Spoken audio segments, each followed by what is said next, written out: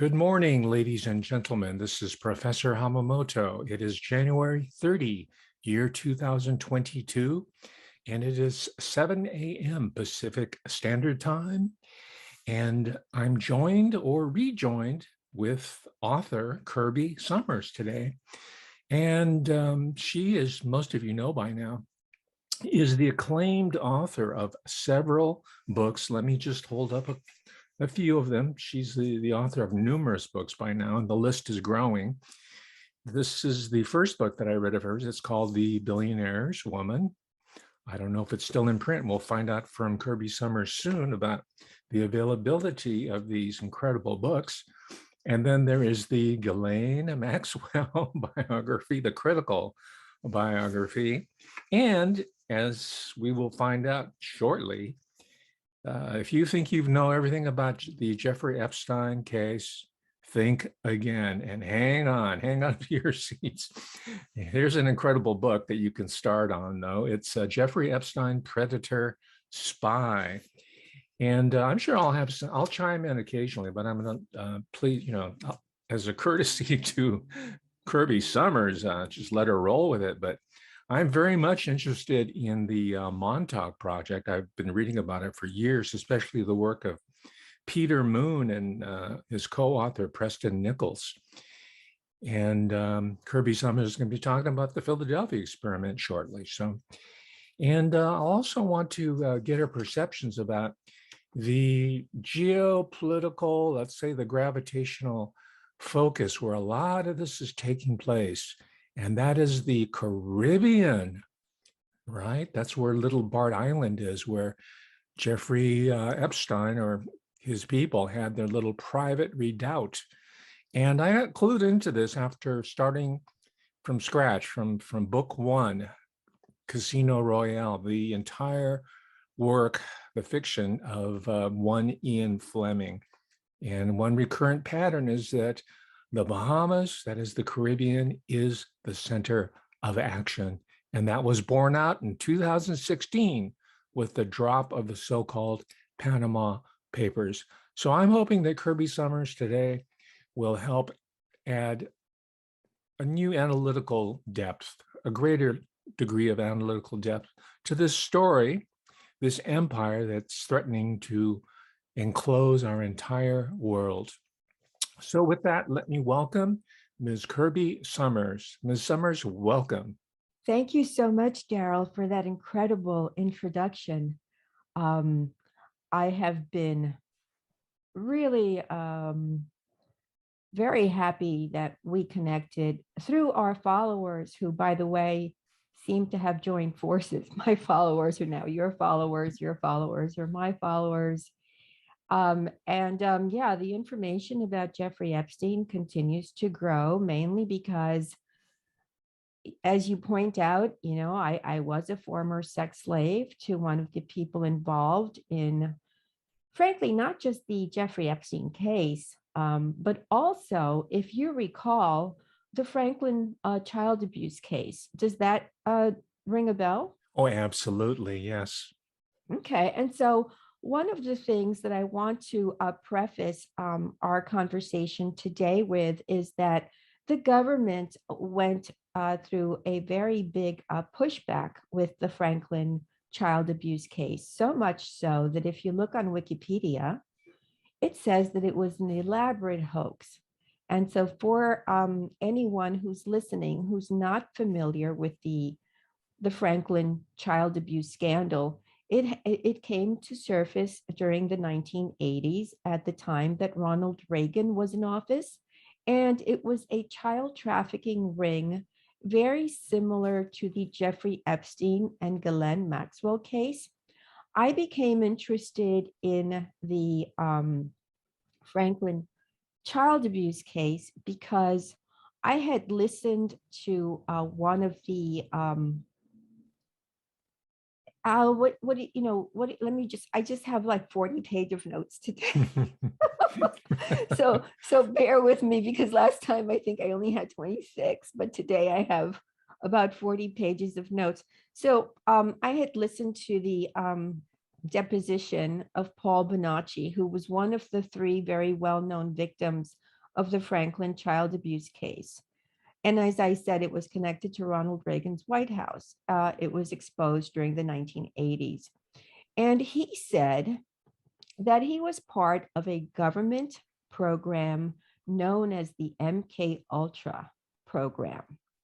And that, and frankly, during his deposition, which someone filmed and it was on YouTube, I don't know if it's still on YouTube. It was a very long, I believe, 3-hour thing that would be taken down from YouTube. And he looks really, really worn. His eyes are, deeply circled. During this time when they were questioning him and trying to find the name of the person that was his handler, you could see in this videotaped sort of deposition that he was very reluctant. He didn't want to give the name, but finally he did give the name. And that name was a man named Gary Ackerman.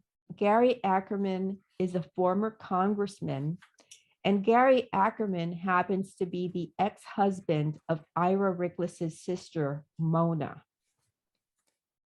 Gary Ackerman was a New York City congressman who used to wear a flower, a carnation, in his lapel.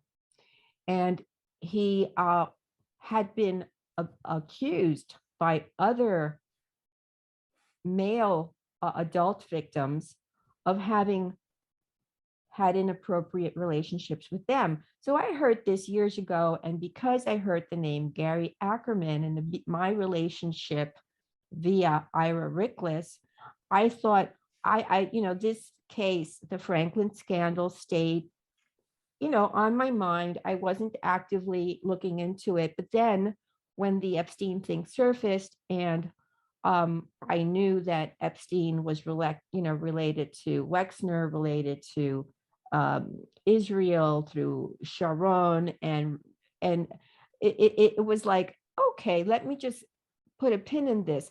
However, the government, I want to just again state that the government forcefully tried to deny that the Franklin child abuse scandal, which had its roots in a place called Boys Town, which was made famous in old movies. Mickey Rooney, and you're a movie buff, so Mickey Yes. Rooney, in that old movie Boys Town with Father Flanagan, that is the place where they would get the children from and then fly them to Washington, D.C., to these parties where they would be forced to participate in, illegal things with some of these very powerful politicians. So that the government has time and time again attempted to call something a hoax, when in fact, it's not a hoax, it's just a cover up. So one of the things that I'm going to be sharing today is about a place called Camp Hero. The government still calls Camp Hero a hoax, but I'll tell you what Camp Hero is, where it is, and what it was. Camp Hero was a military base that was sort of built in the 1920s in New York City, on the easternmost part of Long Island, in a place that we now know as Montauk. And it was such a covert military operation in the 1920s that they built a fake fishing village, fake buildings. I mean, there were some people living there, but not a lot. It was not the resort town that it is today. Today, people go and stay there, for the summer and all sorts of things. But it was a military base from the 1920s until 1983. And then went through, I believe, 2 incarnations. The first was Camp Hero, again, a fake fishing village by the government for experiments and all sorts of things. And the other one then led to what you just discussed, the Montauk Project and the Philadelphia experiment. I'm going to discuss and go into detail as I go through this information, some of the following phrases. Let me just share them with you. So I'm going to be discussing Operation Paperclip, which many of your wonderful followers are really wise to. Already I've discussed the Franklin child abuse, so that's done. A program by the name of Family Jewels, which led to the church committee hearings, which I believe some of your followers also know about.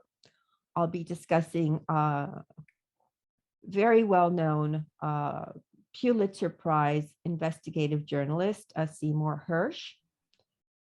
And then, briefly touching on the Philadelphia experiment. Talking about the Montauk Project, which was held on what used to be Camp Hero.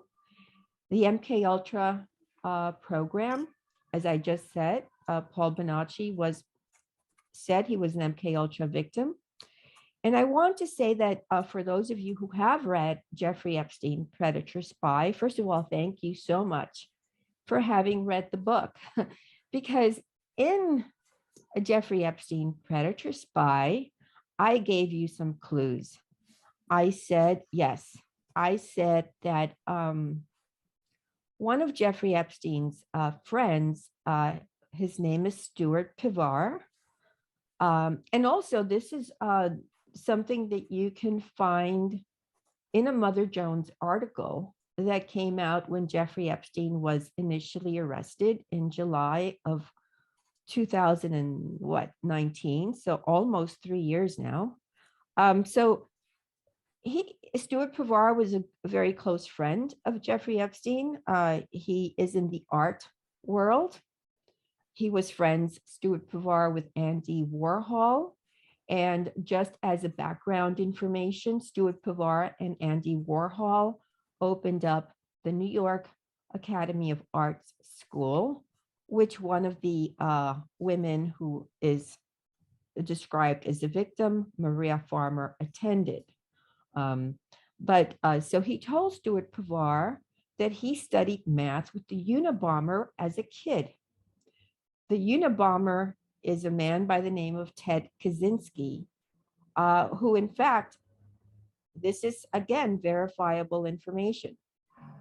He went to Harvard, and during the 3 years he was at Harvard, he took part in one of the CIA's covert programs, MKUltra. The students, Ted Kaczynski among them, did not know it was MKUltra, and he was paid, I believe the kids were all paid like maybe $8-10 an hour.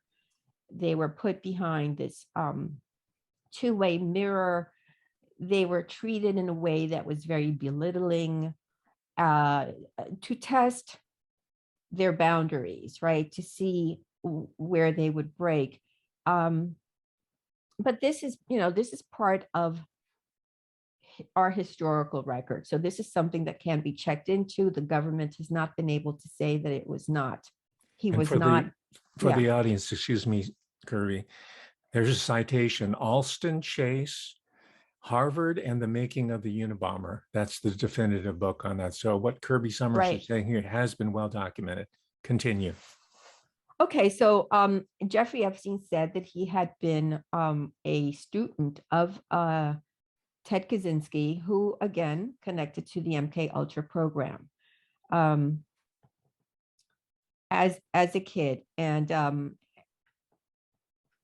today I'm going to share that I believe, and I have always believed, that Jeffrey Epstein and Ghislaine Maxwell are part of the MKUltra program. And I just want to say that MKUltra, I use that as a broad term because even when it began in 1945, in earnest in the United States, with the German scientists that were brought into the United States in the operation known as Operation Paperclip. And these are the same scientists. You know, it's a shame to call them scientists when in reality they were butchers, and they were people who were experimenting on children and killing um, Jewish people and putting them in gas chambers. But that's really what are the reading material that we've been provided in the United States. That's what they refer to them as. So, you know, for me, I find it offensive to call them scientists. But that's what, you know, the official word is. So I'm going to continue to use that. And, you know, just to understand that for me, I find it offensive. Um, so these scientists were brought into the United States because of their knowledge of the mind control techniques. The United States was of the belief that if they learned how to control somebody's thought patterns, their behavior, modify behavior through the use of drugs, that they could essentially then beat any military opponent. And so they invested quite heavily into these programs, and they brought over, on the record, it says it was 1,600 scientists, but frankly, the number is much higher. And it began, frankly, before 1945, before the war. It began in the late 1930s. And just as a sort of an aside, like a bonus, because I know the information and we're talking about it, so why not say it? The way they were brought over, initially it was not covert. You know, they would just find these scientists with knowledge about mind control, and they were shuffled over into the United States, literally here to the New York pier, where they were picked up by usually the chauffeur of a well-known, very wealthy family. So one of these families, one of your friends, you just had him on your show, Manny Grossman. Yes. Okay, so a family like Untermeyer, is that the right? Yes, Untermeyer, as in Okay, so Untermeyer Park. Louis Untermeyer, the yes. prominent attorney. So the prominent attorney and others of his ilk who were, some of them were German through and through, some of them were German who then during the war said that they were Jewish, right? So they would come into the United States, but they were wealthy. They had a lot of money. And so these Nazi scientists that were brought in, let's say before the war, and even after the war, they would end up going into the homes of these very wealthy, prominent men who had homes, let's say in upstate New York, places where they would not, you know, they were not necessarily part of, let's say, a busy city like New York City. And they would be given 6 months to sort of recuperate. And during the war, they would be given a facelift. Their appearance would be altered. In some cases, their name would be changed. And then from there, they would go into Harvard or into the NASA program or into a place like the Montauk Project, or, you know, and the Philadelphia experiment. So I'm just going to stop here and see if you have a question, because I don't want to just. Yeah, well, in my own independent investigations, I've been coming across some connections between the George Eastman, the founder of Kodak, right, upstate in Yes. Rochester. He endowed Rochester Institute of Technology. And I know that you and your research have uncovered the connection between certain prominent philanthropists and MIT. So before the MIT, Yes. it was RIT with George Eastman. And as part of your world, you know about surveillance, photography, videography as for intelligence as well as for compromise operations. I think this is a research thread that needs to be explored, especially since At the very inception of modern photography, voyeurism, surveillance, and paraphilias were integral to the art and science of photography, as well as spiritualism, as in spirit photography. So there's all these multiple layers where the metaphysical, the occult intersect with the physical, the physics, and the material, the scientific. Anyway, please continue. Agreed. Um, some of your audience might be familiar with a Netflix series called Stranger Things. Stranger Things is a very popular show on Netflix. It began in 2016. It premiered specifically on July 15, 2016. It's set in the 1980s in the fictional town of Hawkins, Indiana.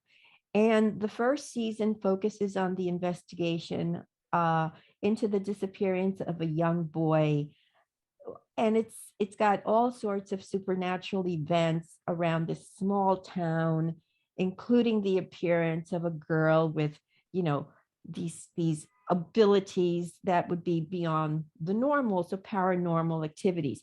It is in fact a show about MKUltra, and it exposes, it is based on what happened in Montauk, New York, in commencing in 1974 and ending in 1983. And that was called the Montauk Project. Well, while I was researching, I literally, because I knew that this was based on MKUltra, I started to watch a couple of the what do you call this, the series, because I thought, well, gee, that's interesting. And then what do I discover in one of the shows, and I think I sent you a photograph, the children, all of these are MKUltra children, and each one has a different ability. So one of them can move things with just their brain, right? They can utilize their brain to move a large object, and all of these things were things that were studied in the actual MKUltra program. And like I said earlier, I use MKUltra as an umbrella term because there are hundreds of sub programs in this one program, which in fact was part of a congressional investigation, and again can be verified with CIA documents and legal documents. If you go back and do your due diligence, this is not something that is just part of a Netflix series, but this is part of our history that you're not taught in school because these were covert programs. So while I was watching this to do my research, the children in one of the series, in one of the episodes, walk into a laboratory, and they start rummaging through it. And on the wall are photographs of a bunch of different people. And one of those photographs was Ghislaine Maxwell. Did you see the one that I sent you of Ghislaine Yes, on the I wall? did. I was bowled over by that. I didn't want to say anything because, yeah, quite Well, incredible. Not an accident. not an accident. And I think that what we have seen, and what seems to be very, very clear, is that the other side, let's call them the intelligence community because that's what it is, flaunts it before our very eyes, right? So the term, one of my followers is really very fast, so she's read everything that I've written. So, and one of the things that I write about is the movie by Stanley Kubrick, Eyes Wide Shut. So when I said, they put things in front of our eyes, but most people don't see it. And then she wrote Eyes Wide Shut, right? Because they put it out there.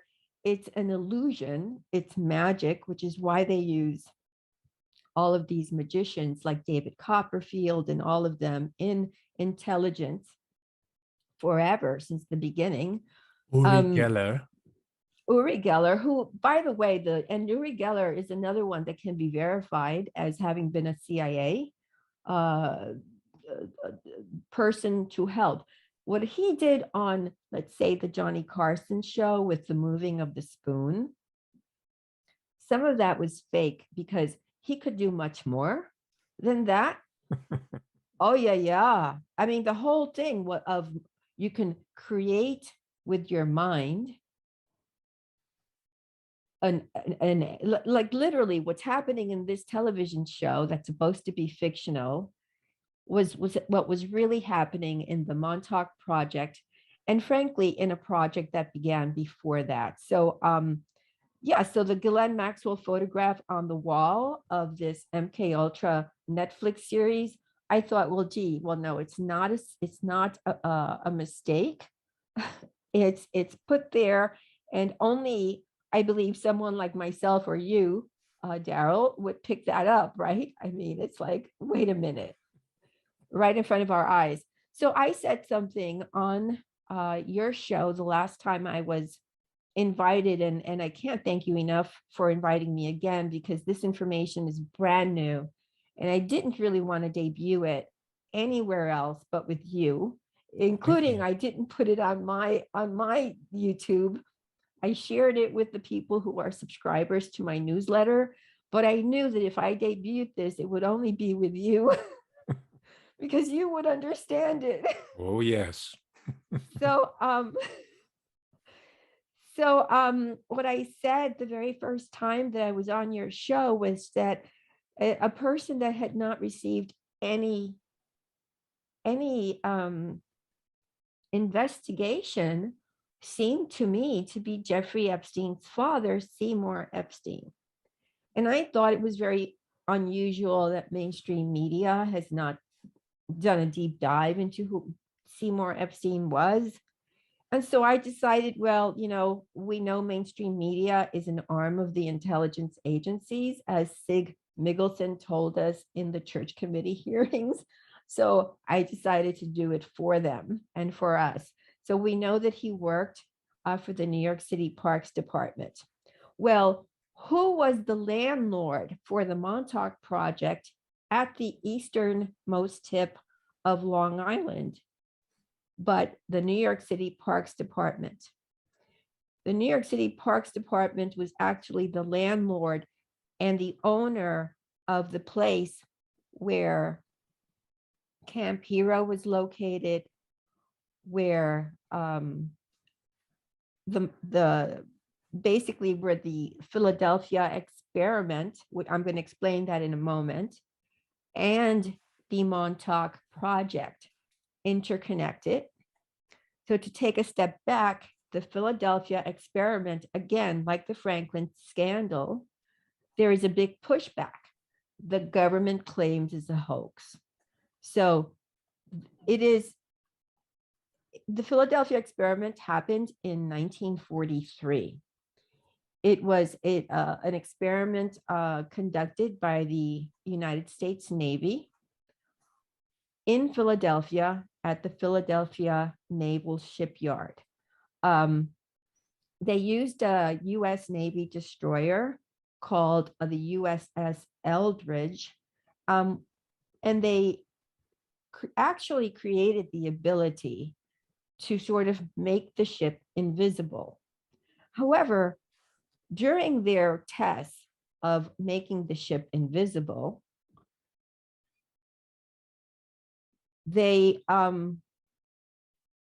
into a little problem. And the problem was that they discovered while the ship disappeared, and this was after a lot of tests. So I'm not saying that they did it the first time and the ship disappeared, but the ship disappeared during one of the tests that was eventually A, successful, and B, very unsuccessful. And I'll explain why it was unsuccessful very soon. It disappeared. They couldn't see it.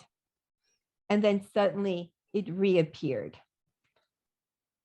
Well, what happened was when they went into the ship to find out what happened, the ship, I believe there were like approximately, maybe a couple more, a couple less, 30 men on board, because when they were experimenting with the ship and trying to make it invisible to the enemy, first they were doing it without the Navy guys on board. But then when they knew that they would have to experiment with some of their personnel, and so they had about 30 of them, half of them were sort of like, I don't really know ship terminology, so let's say on the deck, right? And some of them were beneath the deck. So that when the ship came back into visibility and the men, the people who were doing this experiment went on to check, what they found was a scene from a horror movie.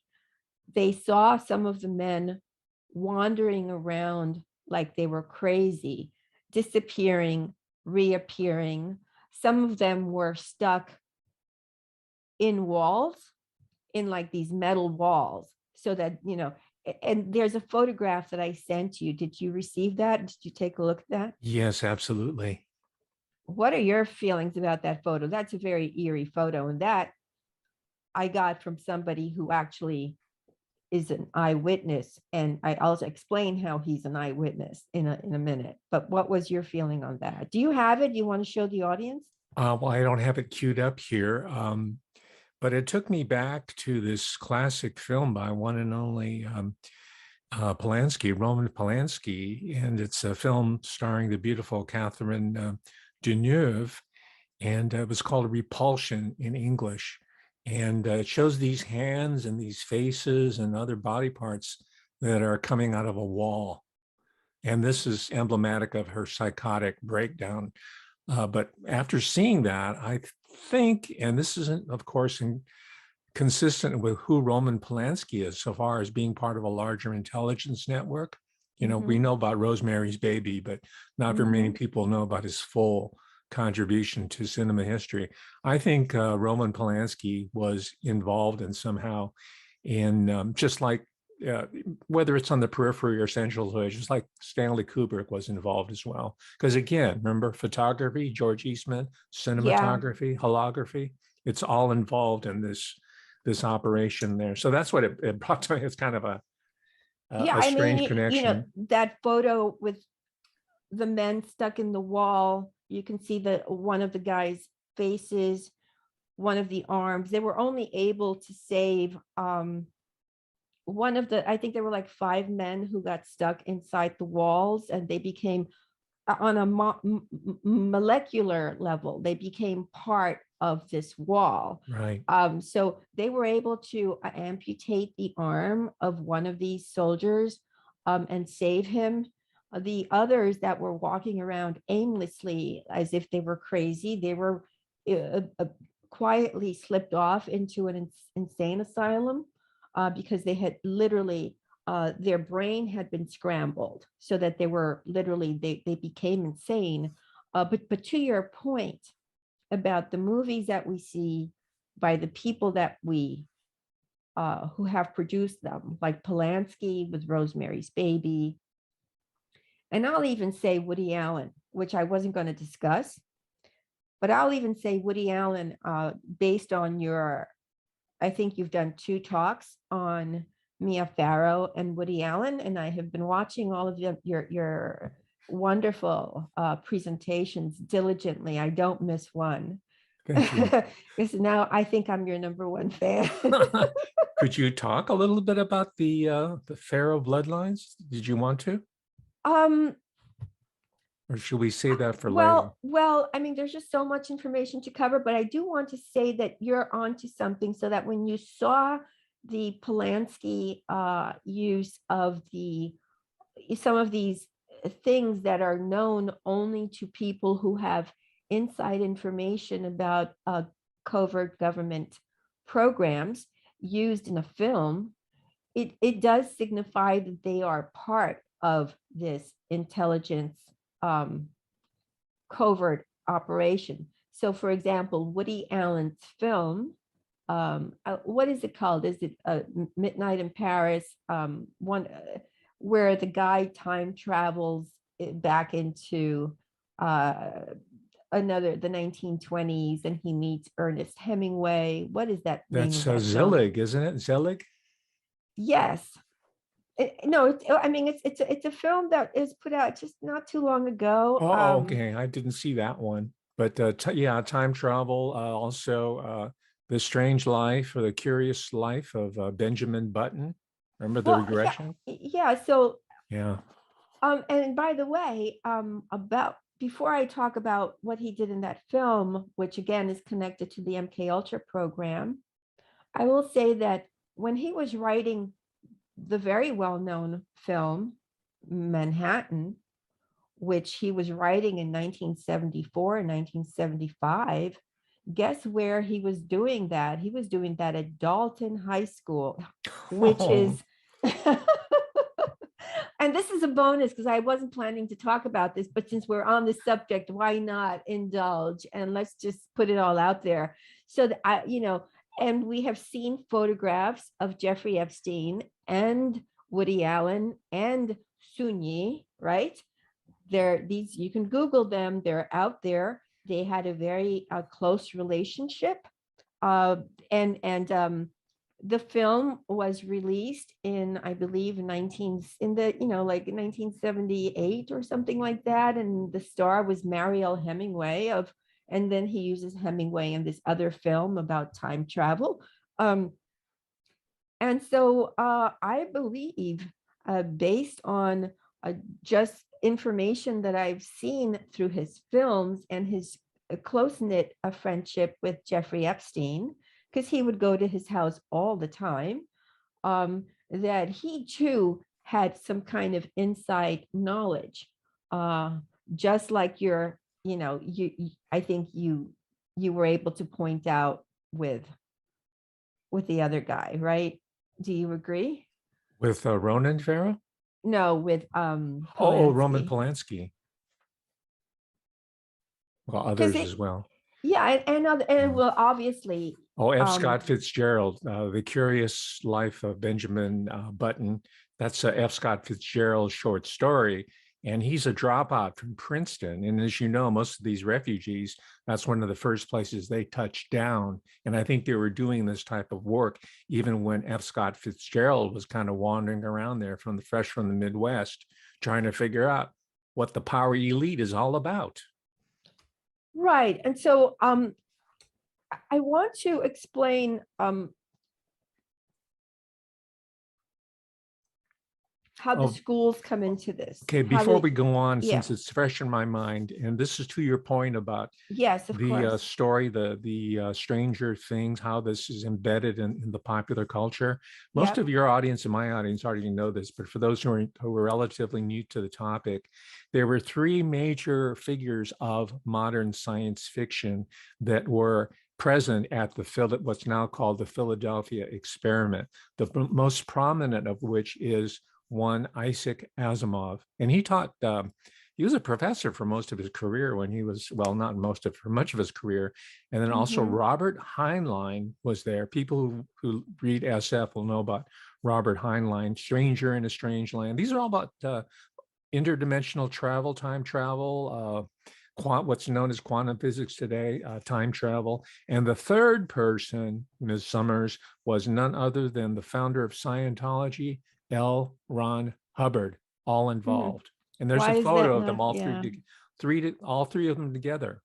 Why is that not surprising? But it's interesting how we're able now to start connecting these dots that in the beginning it seemed like these were unrelated, and that these were standalone anomalies, right? But suddenly they're becoming part of one picture, one, it's all government connected. Well, this is I thanks to writing like yours. It didn't Thank really you. happen at random. I mean, you lived it, number one, and then because of your writing intelligence, your writer's observational powers, you were able to synthesize it. And your work is helping us to save and to recover the republic, the American republic, as well as the world. I'll say globally. This is a new world order we're grappling with. Thank you, Kirby Sommers. Well, it's a lot of work. I research all the time. I don't take a day off. I've been sick for approximately 8 weeks now, but I'm still working. And I've turned the corner. I know that we had scheduled our chat for last week, and I apologize. I just have not been feeling very well. But this is important because if we don't do it, no one else is going to do this for us. And yeah, I had an insight. So that the information that I was able to, I spent 8 years as Ira Rickless's sex slave. Although I'm going to say that I have been under, I you nailed it. Even before you and I met, when you talked about having found my book, The Billionaire's Woman, and you're one of the few who understood that I was surveilled before he and I began, yes, this odd thing where he would not leave me alone. I had a boyfriend at the time. He made it so that my boyfriend and I would break up, and he was just very, very insistent. And it was 8 years of, and like, it was just to the point where he would call me. He was overly obsessed with me. Even he didn't take no for an answer. Who called me 20 to 40 times a day, so that to present day, and that happened in the 1980s. It began in 1986. I was able to finally break away in 1993. To present day, the sound of a phone ringing takes me right back to him calling me repeatedly. But during those 8 years, I heard things that didn't make sense to me. He would talk about strange things like UFOs or odd experiments. And his sisters were psychiatrists. His wife was a psychiatrist. He would often get me on the phone, no matter where I was. Oh, I need for you to take this test. And it would be questions based on some kind of psychiatric thing. And he needed to know my bloodline. And I'm Rh negative. And like what I remember Wait a minute. about. Ms. Sommers, you said you're Rh negative? Yeah. Oh my God, that's another discussion. Please continue. Well, it apparently was very interesting to him as well, because what I want to say is there are a couple of the English language, all language evolves with us, so that there are words that we no longer use that were part of the English vernacular, if you will, of our everyday use, and then they're replaced with new words. So prior to ever meeting Ira Rickless, I was date raped. And this happened in the 1980s again. But in the 1980s, the term date rape did not exist. I don't even know when that became an official term, but I know that it didn't exist back then because I didn't know how to describe it when it happened to me, and my life changed forever. When I became a sex slave, I knew that I was not his girlfriend because I didn't feel like I was not in love with him.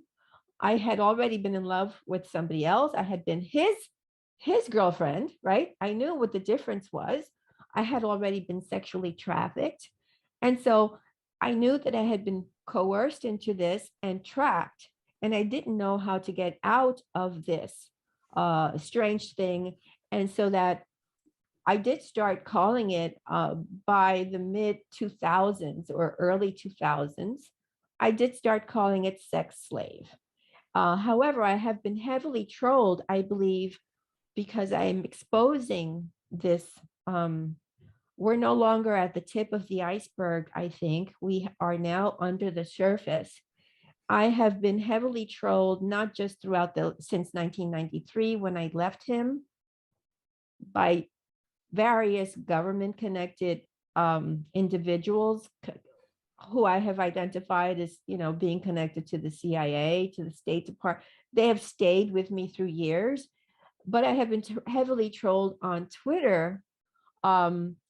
and in a way that if I had not had my experience of having been trolled in life, the way that Ronan Farrow wrote about Rose McGowan, all of these fake people have been in my life for decades. So that if I didn't have that experience that Ronan, and I urge everyone, if you don't want to read his book and spend the money on buying it, although I do suggest you read his book, you can read the wonderful article that he wrote for free on the New Yorker. You can find it. It's called, it's about Harvey Weinstein, something about spies.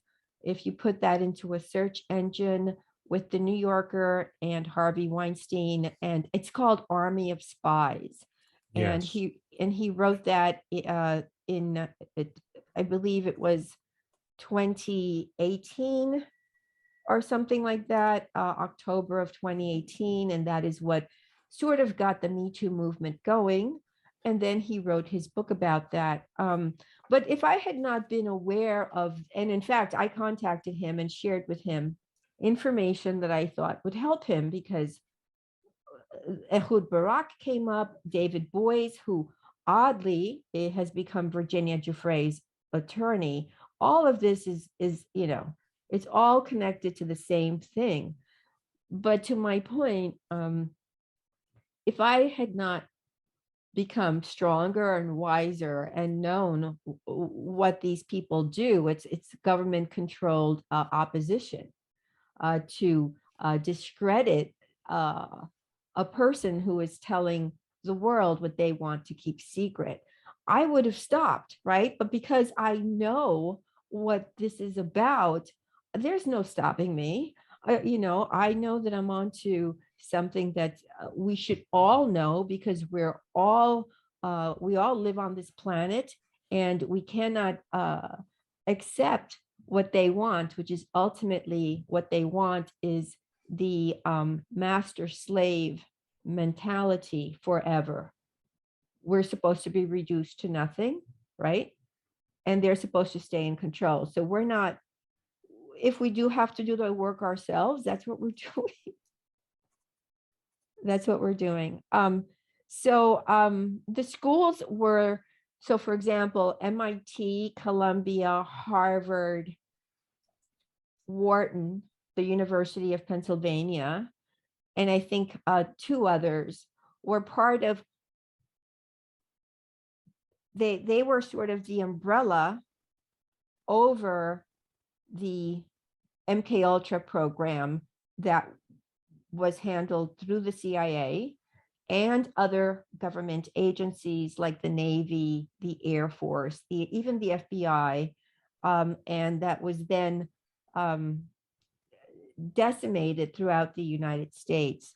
In 1973, a report, a 693-page report on the misdeeds of the CIA called Family Jewels, during the time that President Richard Nixon was in office. And just as a reminder, he was in office from 1969 through 1974. And he is the president who is the only president that really was going to be yanked out and possibly, very possibly put into jail. He's known primarily for what everybody remembers as Watergate. And however, this report, Family Jewels, was exposing a lot of the covert programs that were taking place in Richard Nixon's White House via the CIA, and one of which was MKUltra. Another one was the spying of regular citizens, opening of our mail, what they had done, let's say, for example, to Martin Luther King, false, fake phone calls, fake letters to mess with his mind, right? Which ultimately resulted in, sadly, his assassination. So that this 693-page report on many of the misdeeds in Nixon's White House seeked out to none other than Seymour Hersh. Seymour Hersh, wonderful Pulitzer Prize investigative journalist who had already researched Vietnam and the My Lai massacre and other atrocities, again, committed by the CIA. It got to him, and he started to write an article that can be read. And at some point, I'll let you know where your audience can find this information on my website. He started to write an article for the New York Times, because although the New York Times is, again, still an arm of the government, more so now than it was before, there were periods where somebody like Seymour Hersh, who had a relationship with them and who was widely respected, could still get information out to the public.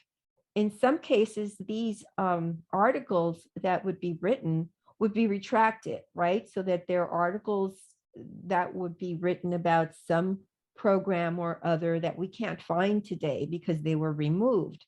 But somebody like Seymour Hersh in 1974 said, okay, well, he began to write about it. And what happened was, when Seymour Hersh wrote about it, and the American people, now we're talking about people who read the New York Times, not people who were reading the National Enquirer. When he exposed list after list about these illegal programs on American citizens and children, not just adults, but unsuspecting children, it created an uproar, right? So like, people were completely outraged. That led to what we now know as the Church Committee hearings.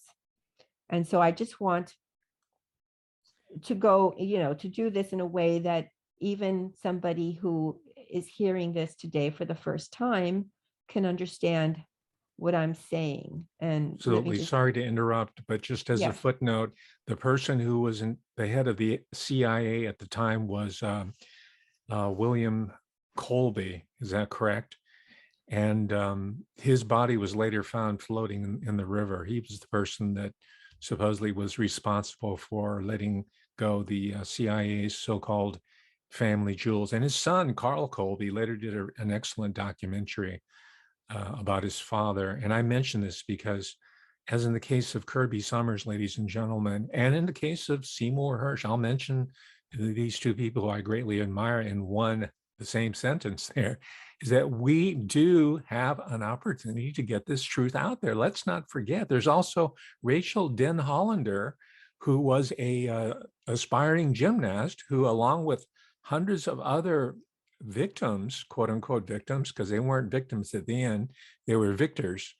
They put this guy, Dr. Larry Nassar, behind bars. They got the USA Gymnastics decertified. And they also sued Michigan State University that was condoning all that. I think that was a trafficking operation. This is not Rachel Den Hollander's interpretation, but it's mine. So the point I'm making here is that this movement here is probably the most important form of reaching this state of higher justice that I've been promoting. What I mean by that is, let's not just rely on the experts to take care of it. The judges, the attorneys, the law enforcement people, the psychotherapists, the professors, all the experts. Let's do it ourselves, and the journalists, because Kirby Sommers is proving that, yes, it can be done. Anyway, that's enough for my editorial comment for now. Well, that was a very good one. I think that this is a group effort. It can't fall just on, a few people. Everybody can do their part, but it's becoming the more information we put out there, it's becoming clearer to people what the signs are, what to spot. So the church committee hearings were led by Senator Frank Church. He was from Idaho. He chaired these committees, this hearing in 1975 to basically investigate the abuses by the CIA, abuses by the National Security Agency, so the NSA, the abuses by the Federal Bureau of Investigation, the FBI, and even the abuses of the Internal Revenue Service, IRS, because what the CIA would do is if somebody said something or stepped out of hand, they got the Internal Revenue Service to go after even their own, some of their own men would leave in disgust because they didn't want to be part of, they thought they had stepped up to work for the safety of the government and our country as upstanding citizens. They did not realize that when they crossed over into the CIA, who was involved in all of these covert activities, and they were all dark, really just heinous, right? And a lot of them did say, hey, wait a minute, I didn't sign up for this. And they would at some point say, I can't do it, I'm leaving. And eventually they would end up in jail. They would end up unemployable because their reputation would be completely smeared. Some of them ended up dead, and some of them ended up with a really big IRS fine, for taxes that probably they did pay, right? So that even the IRS was found to be fraudulently going after. Isn't that amazing? So, here's the thing, that even though the church committee hearing happened, and in fact, they interviewed prisoners. Now, in one case, it's just mind-boggling. So they targeted the Black community, which has been targeted. Not just, we know that all the minority communities have been targeted by the CIA and by the agencies that they work with. So, for example, in this particular case, they targeted Black men who had been arrested for, this came out in the church committee hearings, for drug use. They put them in jail. And what happened when they were in jail? The jail that they were in were part of the MKUltra experiment program. And in fact, Whitey Bulger, that's another case that we can trace to, he was an MKUltra experiment. And that's, again, something that can be verified by everybody listening to this. So once the person was in the jail, they would be told, oh, why don't you go take part of the I forget what they called it internally in different jails, but it was sort of like the something benign, like go to the test area, and if you become a volunteer, you can, the choice was, if they become a volunteer while they were in jail, while they were in jail and they didn't know it was the MKUltra program, they could get rewarded in two ways. So they could not get money because obviously the government didn't want any trace. They didn't want to be traced, but they paid them in either reduced time and or drugs, so that we're going to give you drugs, but when you participate in our drug program, where we're going to experiment with you and we're going to give you all LSD, or we're going to give you heroin, we're going to give you all kinds of drugs. And they were giving them massive amounts of drugs, putting them in rooms and observing them. And this came out in the church committee hearings, because some of these prisoners testified what happened to them when they were in jail, when they were young, 19 years old, 18-year-olds. And so because they were drug addicts, they opted not for less time in jail, but for give me more drugs. so that they made a perpetual prisoner. Some of these men later on went on to commit suicide, right? Because this alters your mind, it alters your mood forever. That said, the church committee hearings resulted in nobody getting arrested, resulted in nobody going to jail, nobody being held accountable, nobody punished for their crimes. It did, for anybody who was interested at the time, make this information public, but it wasn't written about extensively in mainstream media. It wasn't really covered in mainstream media. This happened in 1975. Now I want to retrace and explain where Jeffrey Epstein was. Jeffrey Epstein, everybody is sort of aware that Jeffrey Epstein, as a child, was a math prodigy. His neighbors thought of him as a genius, a math genius. He was a gifted pianist, even from the time that he was very young. When he was a kid, he tutored his friends in math, so that served him well when he became a teacher. I'm going to use that air quotes when I use the term teacher at Dalton in 1974.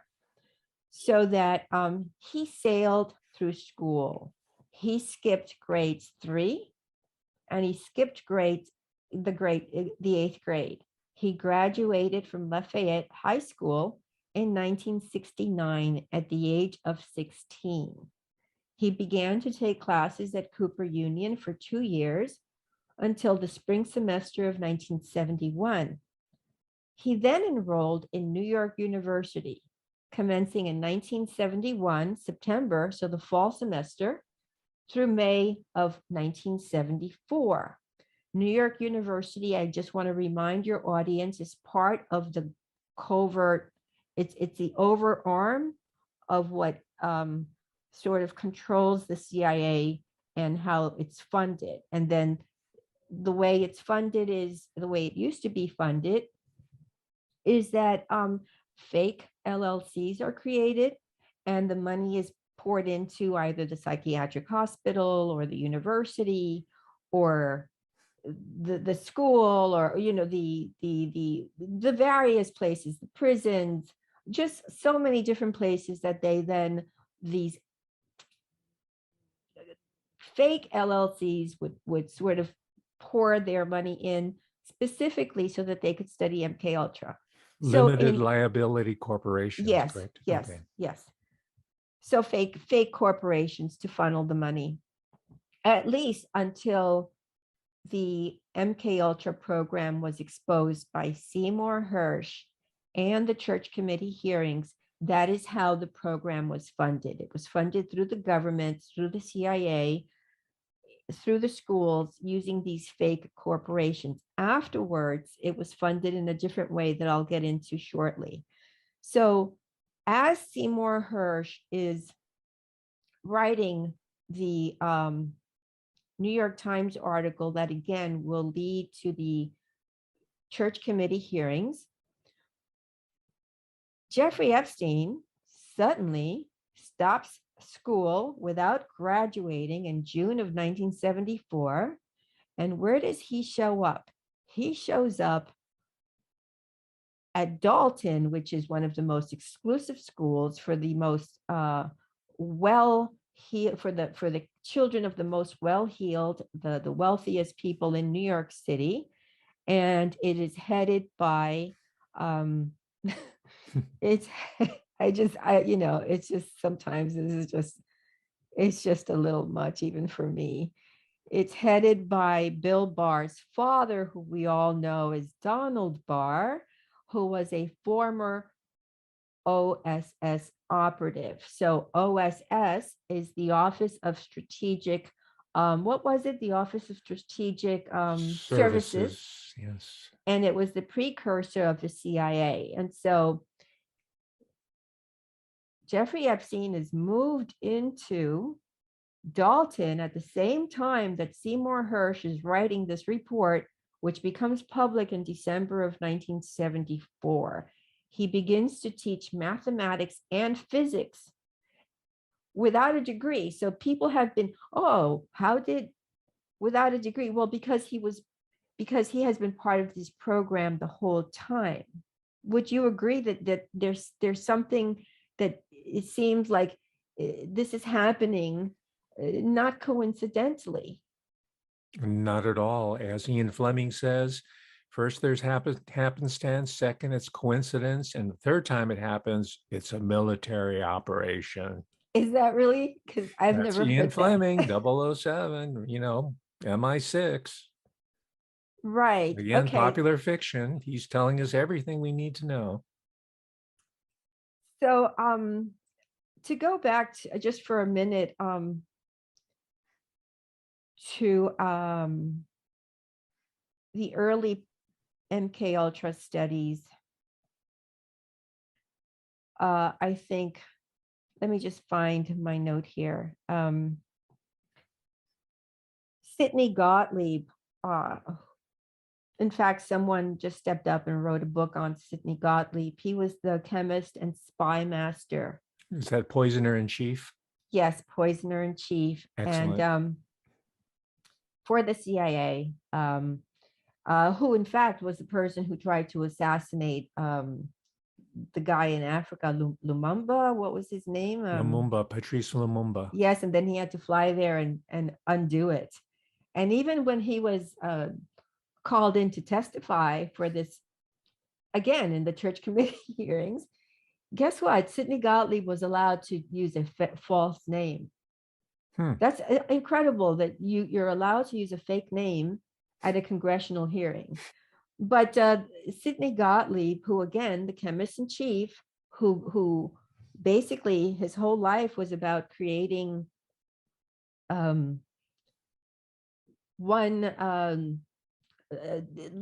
things to kill Castro, just creating all kinds of drugs, and who again was involved with the MKUltra program, had a side project.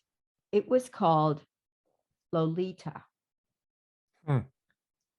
Okay, and we all know that Lolita is the 1955 novel by Russian-born novelist Vladimir Nabokov.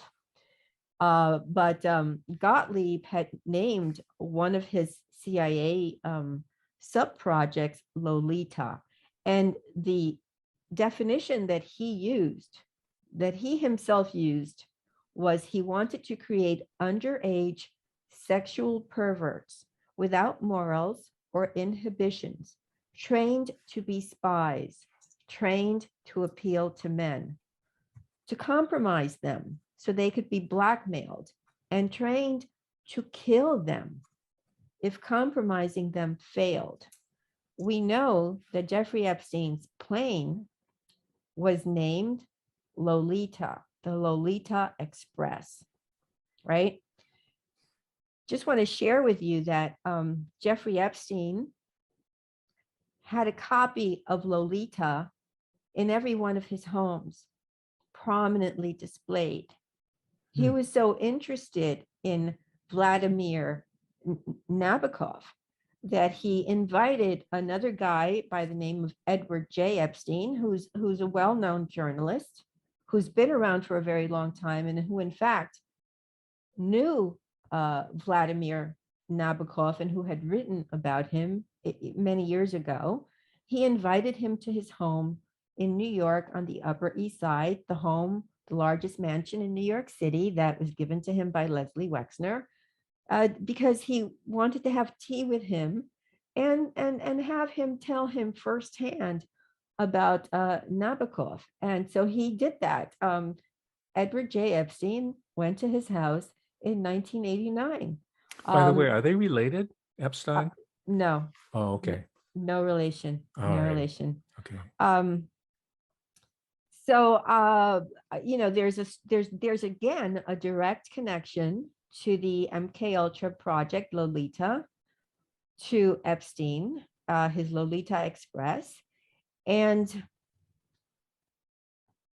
I don't know if you're followers, people who watch this know that Leslie Wexner, who is the CEO, and yes, in the wake of the Jeffrey Epstein scandal, which includes Ghislaine Maxwell, he stepped down as CEO of L Brands. L Brands used to be known as Limited Brands, and Victoria's Secret is just one of many companies that Leslie Wexner owned. Wexner not only gave him, as I said in the first time that I was on your show, he not only gave him the townhouse 9 East 71st Street, he gave him 11 East 71st Street, he gave him the building 311 3rd Avenue, which is on 66th Street, and that is where they would house the models as in sex slaves. That is where Ehud Barak, former prime minister of Israel, would go and spend some time.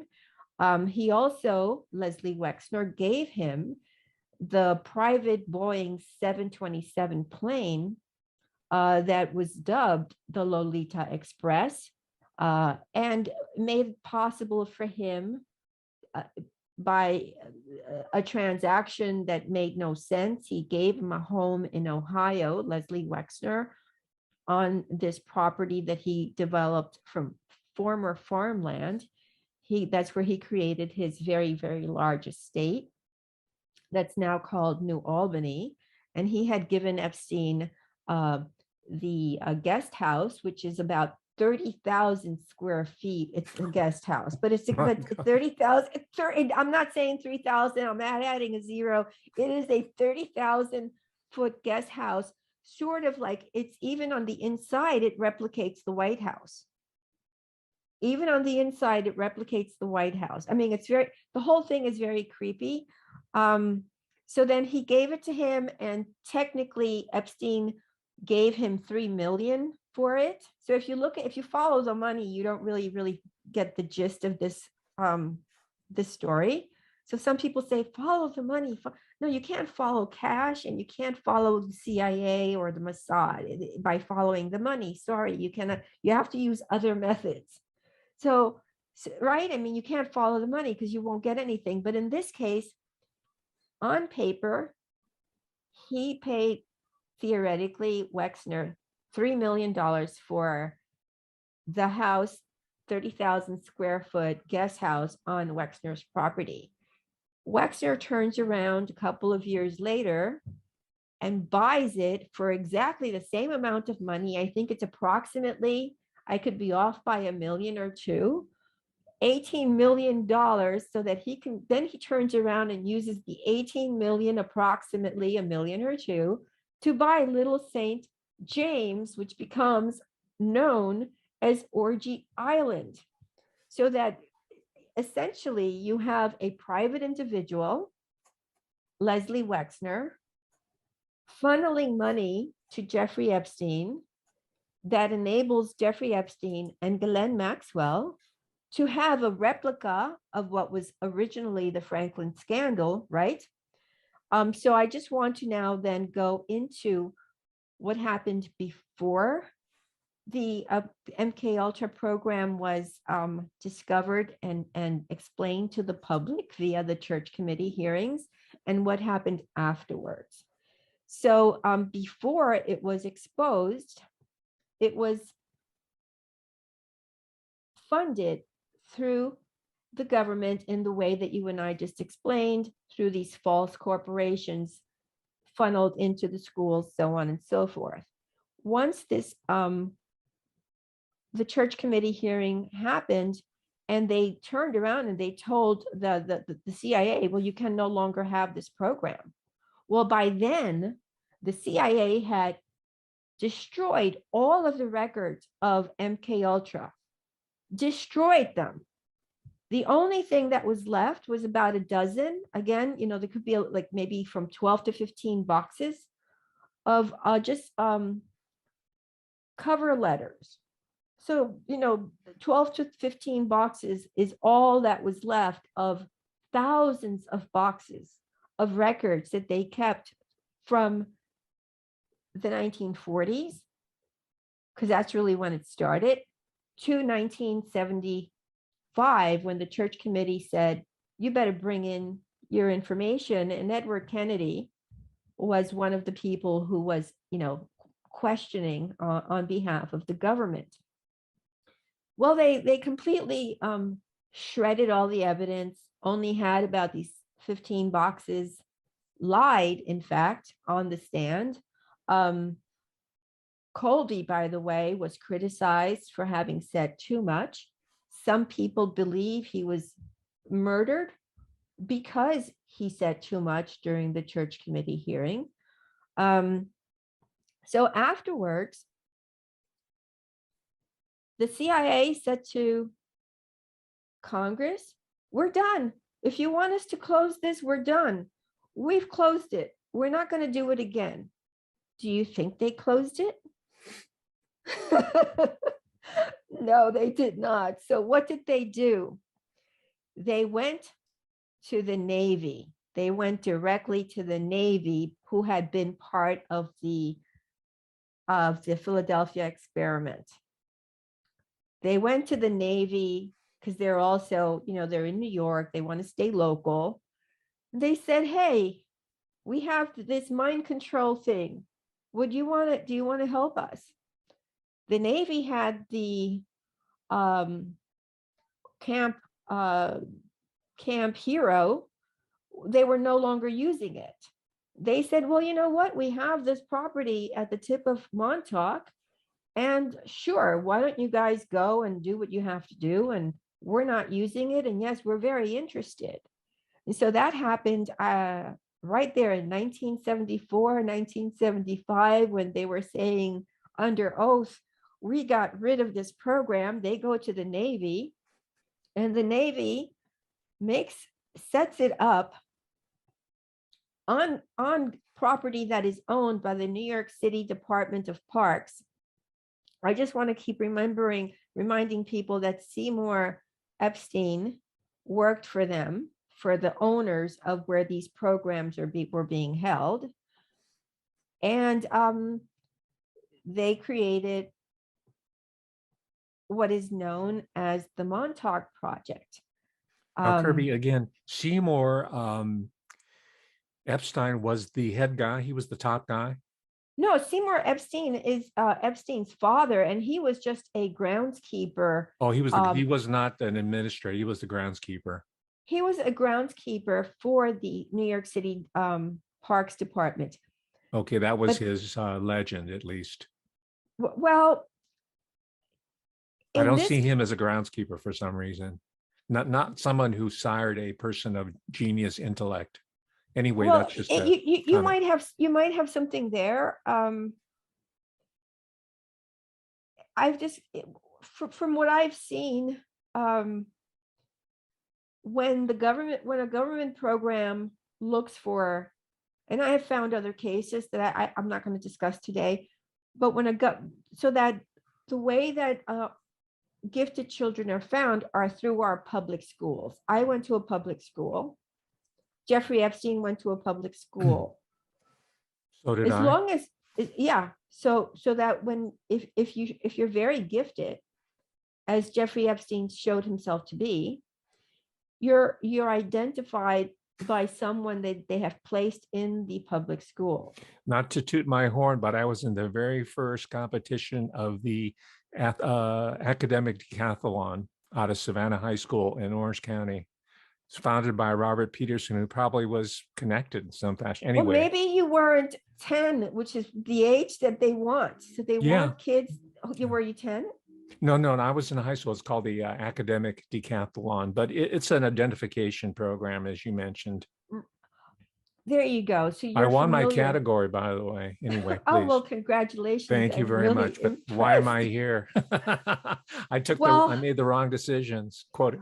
Exactly, because if you were to make the decision they wanted for you, you would have been rewarded. And in fact, before I get into this, I want to just, to your point, because when you bring up something, there are gems in what you say. So I want to just go back to one of the victims of the Franklin scandal, to show how you are correct. Because when we're talking, I want to be comfortable with you, and as we have been, and if we have to jump around, because we may not have this moment again, right? To Mhm. So Paul Bonacci was he was made to here it is. He was taken into the program at the age of 3. He was, they really looked for children that they could lure from their parents or steal off the street.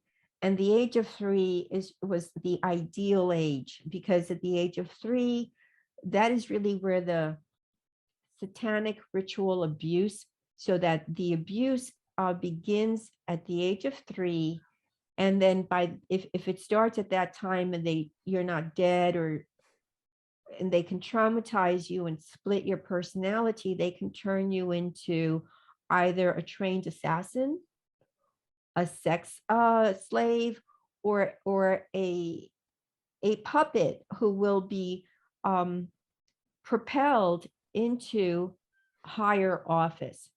So Paul Bonacci, again, during his deposition, said, and I believe I have my Paul Bonacci notes separately, so let me just find it. Well, while you're looking, there's also the Super Soldier program. And one example of that is Eldrick Woods, better known as Tiger Woods, who was at that age of 3, where his father, who was in special forces in Vietnam, trained his son to become this super athlete. It's sort of a proof of concept as a pro golfer. And of course, That's as we know, he began to fray when his handler, Nordgren, whose mothers and father, by the way, were very highly placed bureaucrats in the mhm, Swedish government, he began to fray at the edges, and we saw what happened when they go out. right. No, I think that you're right. You see, now when we have this basic information that you and I are sharing, it's easy to identify who's in the program and who wasn't, right? Because I didn't know that about Tiger Woods, although I do have a chapter in one of my books about Tiger Woods, because something about him caught my fancy. Yes. No wonder. I wonder Yeah. why. But you see, when you say that, we can now start identifying, oh, this guy, that guy, this woman, that woman.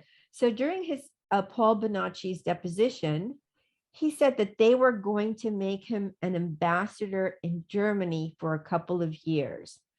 After his ambassadorship, he would then become an elected official in the United States. So that effectively he would become a puppet. So there you have the perfect Manchurian candidate, right? So, I mean, this is in his deposition. These are court records that anybody can find. And if it's still online, if you keep looking for him, you might hear it from his own lips. So Jeffrey Epstein, I believe, was initially sort of like discovered to be a smart guy. But what happened in, let's say, at the Montauk Project, and there's another one that I want to be able to discuss if our time doesn't run out. You let me know.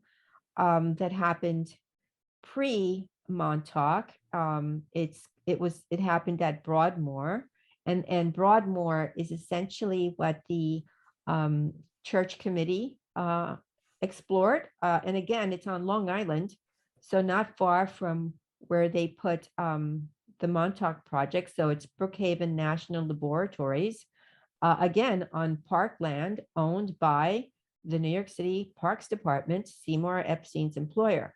So what the engineers who worked there, the scientists who worked there, they were instructed, speak to people, find children for us.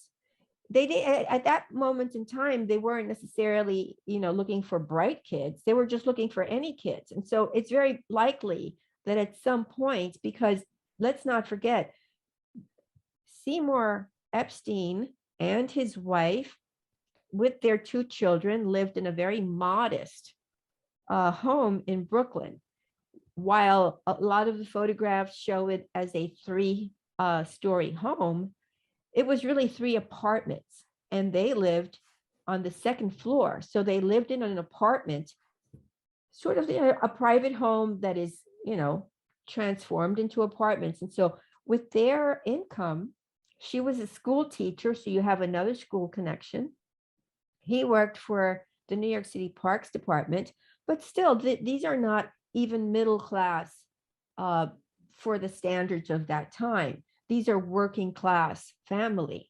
So for a working class family to have had the money to send Jeffrey Epstein at the age of 14 to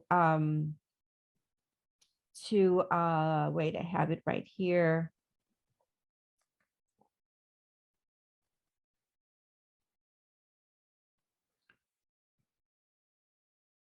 Somehow Epstein came under the scrutiny of a Donald Barr or the Finders, or with a small f, not a capital F, Finders, but recruiters, spotters, let's call them. Well, he came under their eye early, but I'm just trying to remember the name, because I don't know if I have it in my notes here, but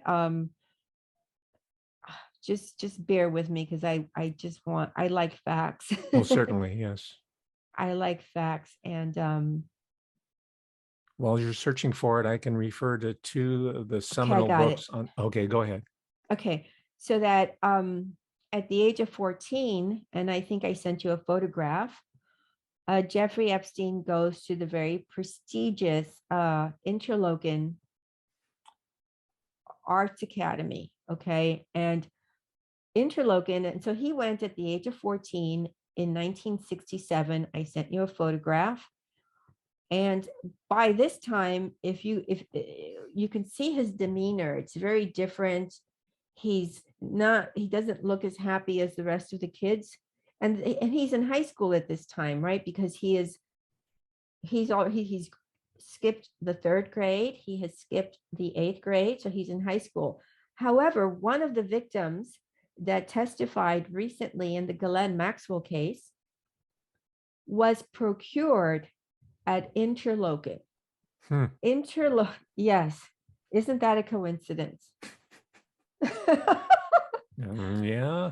Okay, so Interlochen, and what was brought up that I didn't know, but I had as I said, my little spies in the courtroom, because the judge, Nathan, did not want to make this accessible to the public as she should have. And we know that it's to keep the basic public from hearing about the case, to keep it very narrow, and so that the only place to really hear about it for the majority of people who don't listen to you or to me is through mainstream media, which would be a controlled narrative, right?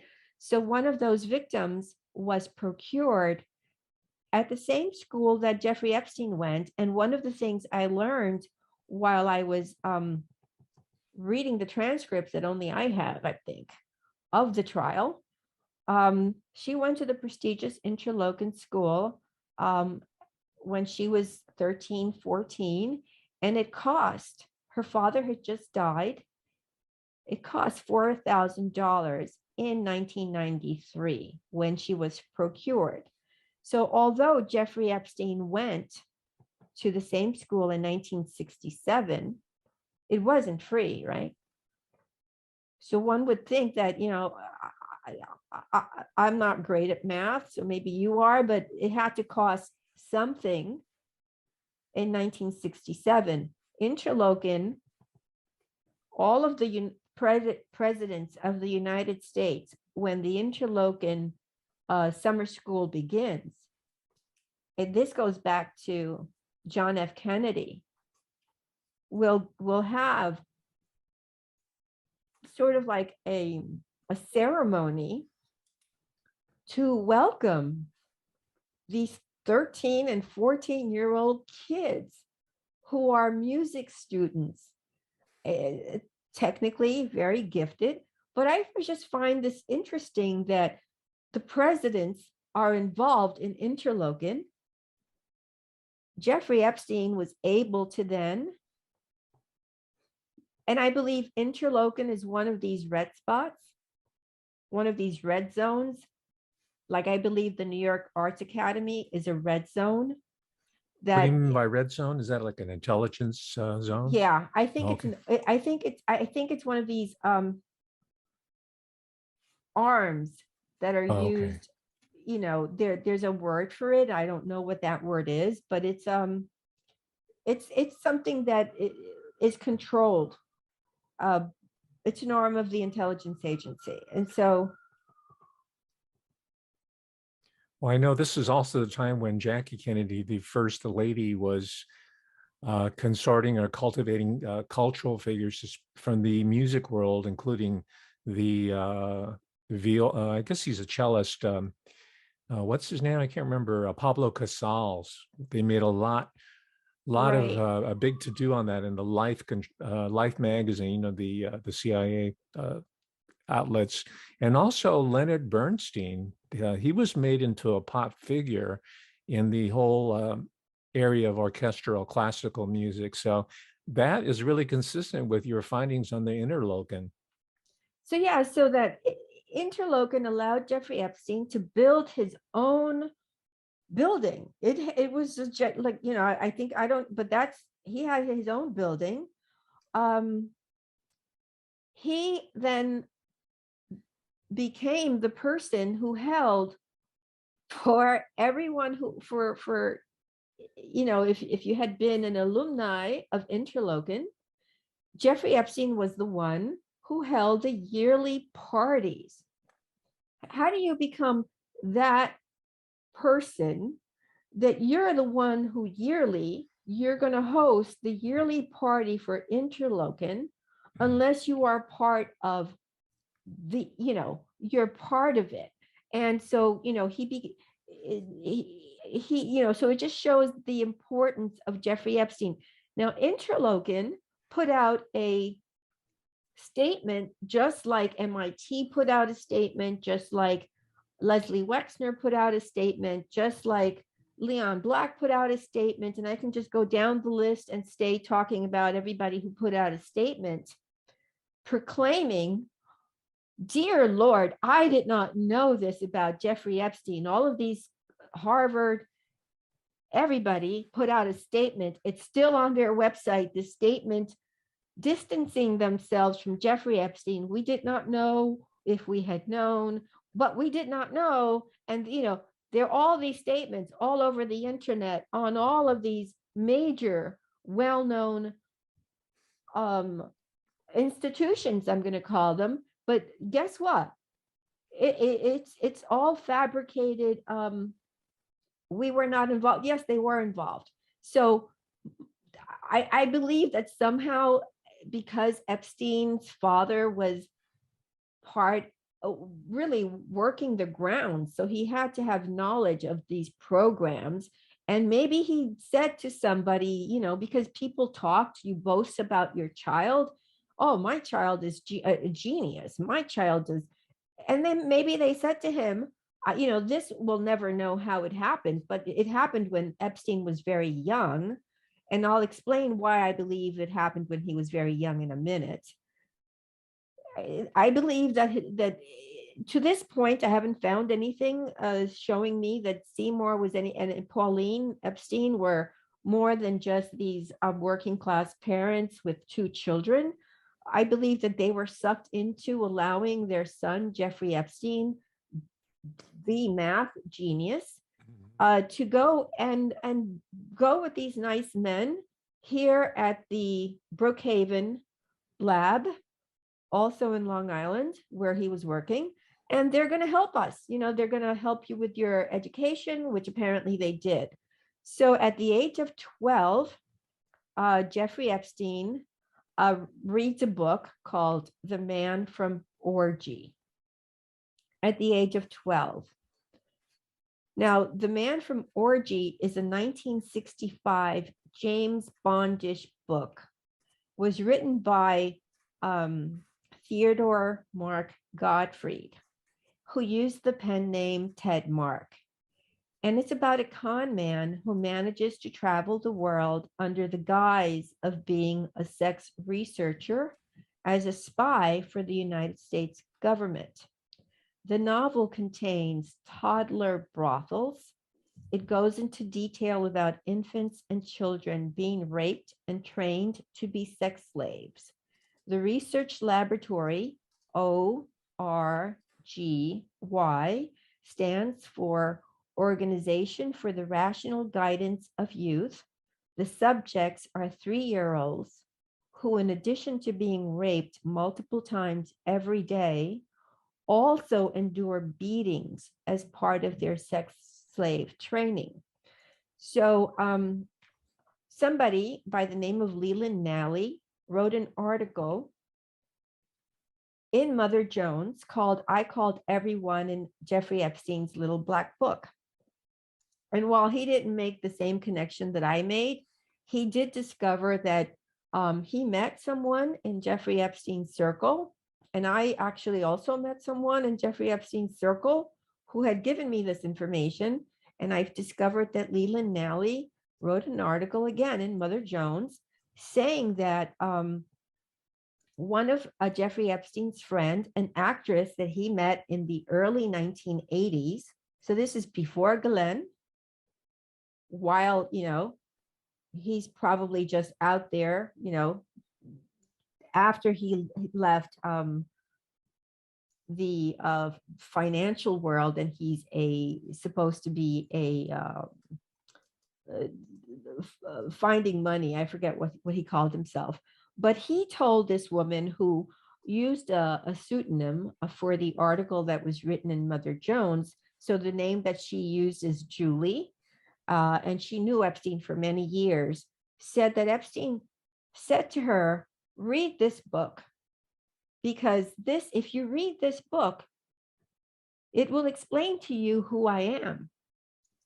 Now, when somebody tells you who they are the first time, what do? I believe them. What, don't you think that's really interesting that he would say to one of his friends, read this book, it will tell you who I am, and this is what inspired me to become rich. This is the book, The Man from Orgy? Yes. Okay. How does a 12-year-old, unless he's already in the program, right, get his hands on something that talks about 3-year-old toddler brothels? He reads this at the age of 12. I mean, do you think that that's like a normal read for a 12-year-old boy? He was probably handed to him as a briefing book. That's yeah. I mean, I just thought, okay, well, there's just so many of these things that are interconnected. It's like, it's not a coincidence that he ends up having a trafficking ring made up of minor girls and minor boys, and frankly, there are a lot of other people in between.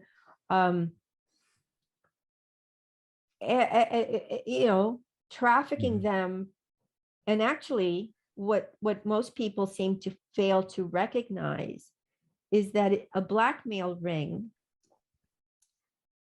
is only effective if you gather information to use, right? So that, what are we doing? It's called espionage, right? So that the children that he and Ghislaine Maxwell took under their wing, and don't forget, he was having children come into his house for many, many years. He was left alone. Tens of thousands of children, testing. I always, in Jeffrey Epstein Predator Spy, I do say that, he was testing these kids, and no one but me saw it as a test. But because I had been trafficked and I had seen the underbelly of this world and what dark people do, I noticed part of it. I had not noticed all of it, but I noticed part of it. And Hmm. I knew that there is no way that he was doing this just for himself, that this was part of something. It's a test, you know. You're going to test who you can push, whose boundaries you can push, very much like what Harvard was doing with Ted Kaczynski, right? Because already they're not 3-year-olds, they're older, just like you were when you won that thing.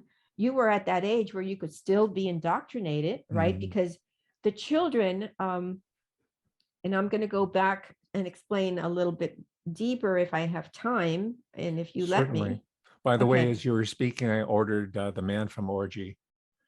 Oh, bravo. Yeah. Do you have a copy of it? No, I don't. I'll make a scan and send it to you.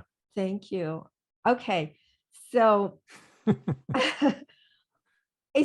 you have any questions before I continue? Oh, no, except that, you were talking about the children that were being trafficked, as young as 3 years old. And there's a lot of chatter currently about underground bases where these children are being housed, supposedly currently. And I wonder if you have any intel on that. I don't have intel on underground right now that's happening, but I do know that's where they kept them, Mhm. both in the Montauk Project and in Brookhaven. They were kept underground, so it would not surprise me. Can you tell me what you heard?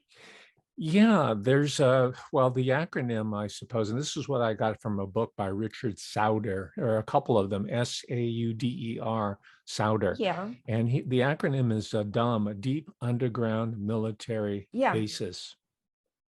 What do you have on that? And Well, you were a real professional real estate person, and you're native Manhattanite, and you know about all those well, tunnels and catacombs, if you will. actually, that's what we're discussing because the Oh, Montauk Project is a dumb. It's a. oh. Oh, I'm sorry that I didn't mention it. Well, Thank you no, for no, you bringing. mentioned that there were these villages, sort of Potemkin fake villages Ah, topside, but the real action is below the okay. surface. So yeah, all right. Oh, Thank you for okay. taking me back here. So that is a dumb. What you just said. It's a. Can you just give me Yes, the acronym? deep Deep. underground military base. Okay, so in 1974, when the United States Navy allowed this group, and by the way, the people who were in charge of the program were the German Nazis. It's not even like they gave it to an American professor, let's say, for argument's sake. The people who ran the MKUltra program were always the German Nazis. They were the ones in control. I just want to be clear to put that out there. They were in control at Brookhaven National Labs, which is also a DUMB, and they were in control at the Montauk Project. So at the Montauk Project, at the easternmost point of Long Island, off of New York, which it's still New York City. Um, when they moved there in 1974, the Navy did a couple of things. Like I said, they built a fake fishing village, but they also wanted to disguise themselves from being seen as the Navy. So what did they do? They made believe they were the Air Force. So they talk about you know, a lie within a lie within a lie within a lie. So it's like the Russian dolls, right? You keep opening one to find another. So they disguised themselves as the United States Air Force. And I think in the document I sent you a photograph, and it shows Air Force personnel, but it's really Navy personnel dressed up as the Air Force. So it fooled even the locals thinking, oh, it's an Air Force base. No, it's a naval base. So initially it had what is called a cavern, because you can't call it a basement, right? It had initially a cavern that is beneath the surface of Montauk. They went in there and they built on top of that cavern another 5 stories of underground. So they sealed it off. And then on top of that, they built their fake buildings in certain areas, right? And their lab, which had the big antenna, which was used for these experiments. And I sent you a photograph of the antenna. And in fact, the show on MKUltra, Stranger Things, uses that antenna in their advertising. And you can just pull it up on any search engine, Montauk Project, and you will see photographs of the antenna. So they put that on top of the landfill. And then it was several layers of fraudulent underground, but it became a DUMB. And that's where they would put the children. So that, yes, they were Oh, underground there. And they were also underground in were they where was there an yeah, underground, a dump on the Zorro Ranch that Epstein had over in, yes. okay, could you elaborate on that? There was an underground there, and there was an underground on the island. And there are photographs that I was able to find, as everyone, almost, I think everyone knows that Ghislaine Maxwell was not only trained as a helicopter pilot, but she was trained as a pilot for a submarine. And I think I sent you photographs of that were taken, aerial shots over Jeffrey Epstein's Little St. James, showing they had a submarine dock. And the underground area was photographed by a woman that is very well known to people who are looking into the Jeffrey Epstein case, but no one is allowed to talk about her. And her name is Chelsea Handler. Oh, the comedian. No, sorry. I'm sorry. Oh, I'm okay. sorry. Chelsea, Rachel Chandler. Oh, okay, yes.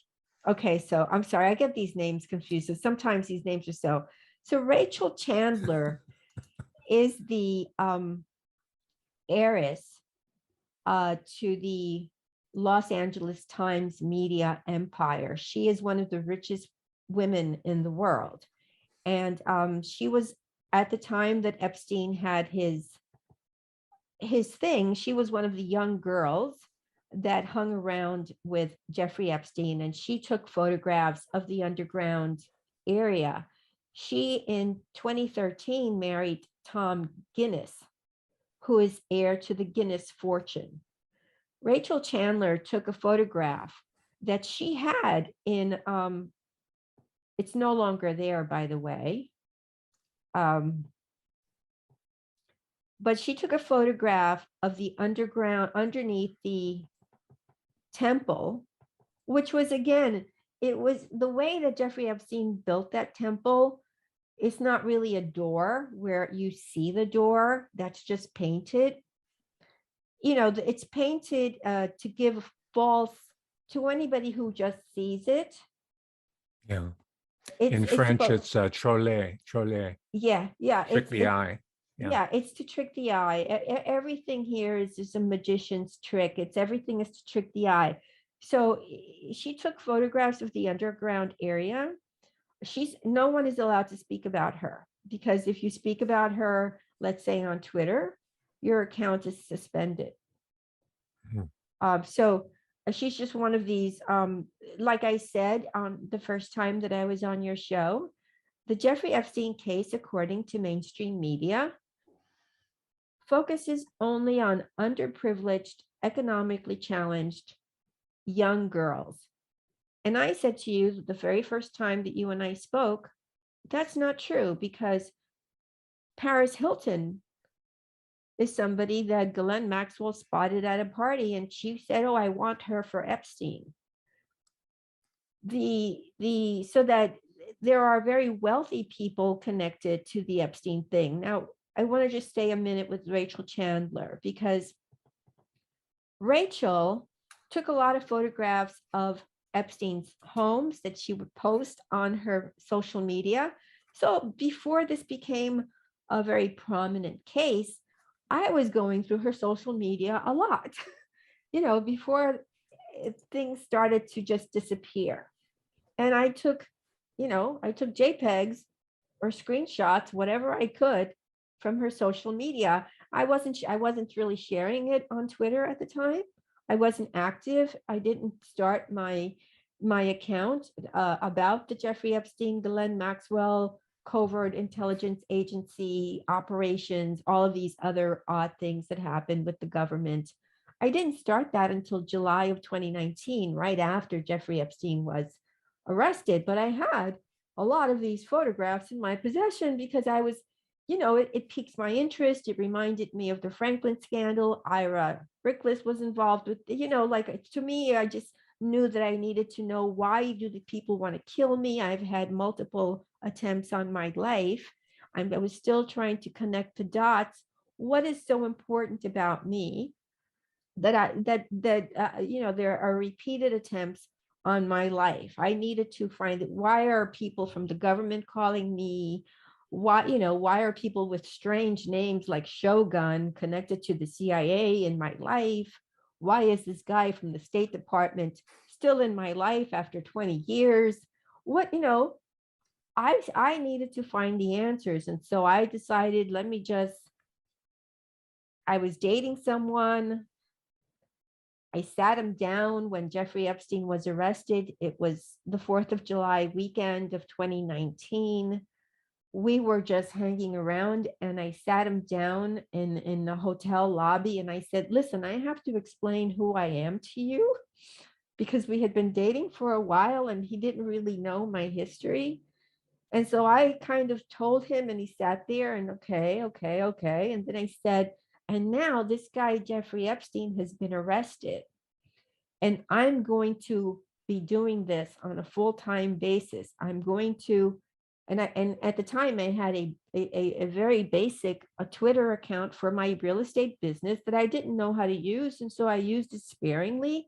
I opened it in 2014. I've been in real estate since 2000.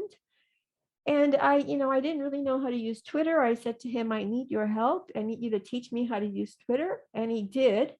But he said to me, one of my kids was raped when he was a kid, and he subsequently developed a drug problem.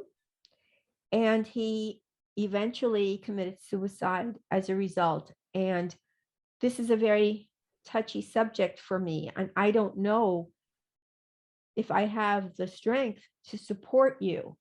And I looked at him and I said, well, I have to do this. And he said, okay, I understand. And so it was either I marry him and I go on and try to become normal, but I can't because things continue to happen in my life, or I take this opportunity, which I thought was a once in a lifetime. I either get on this train that's moving, I either get on this train and find the other pieces of my life, the other answers that I'm looking for. And pardon me, because I have to collect myself.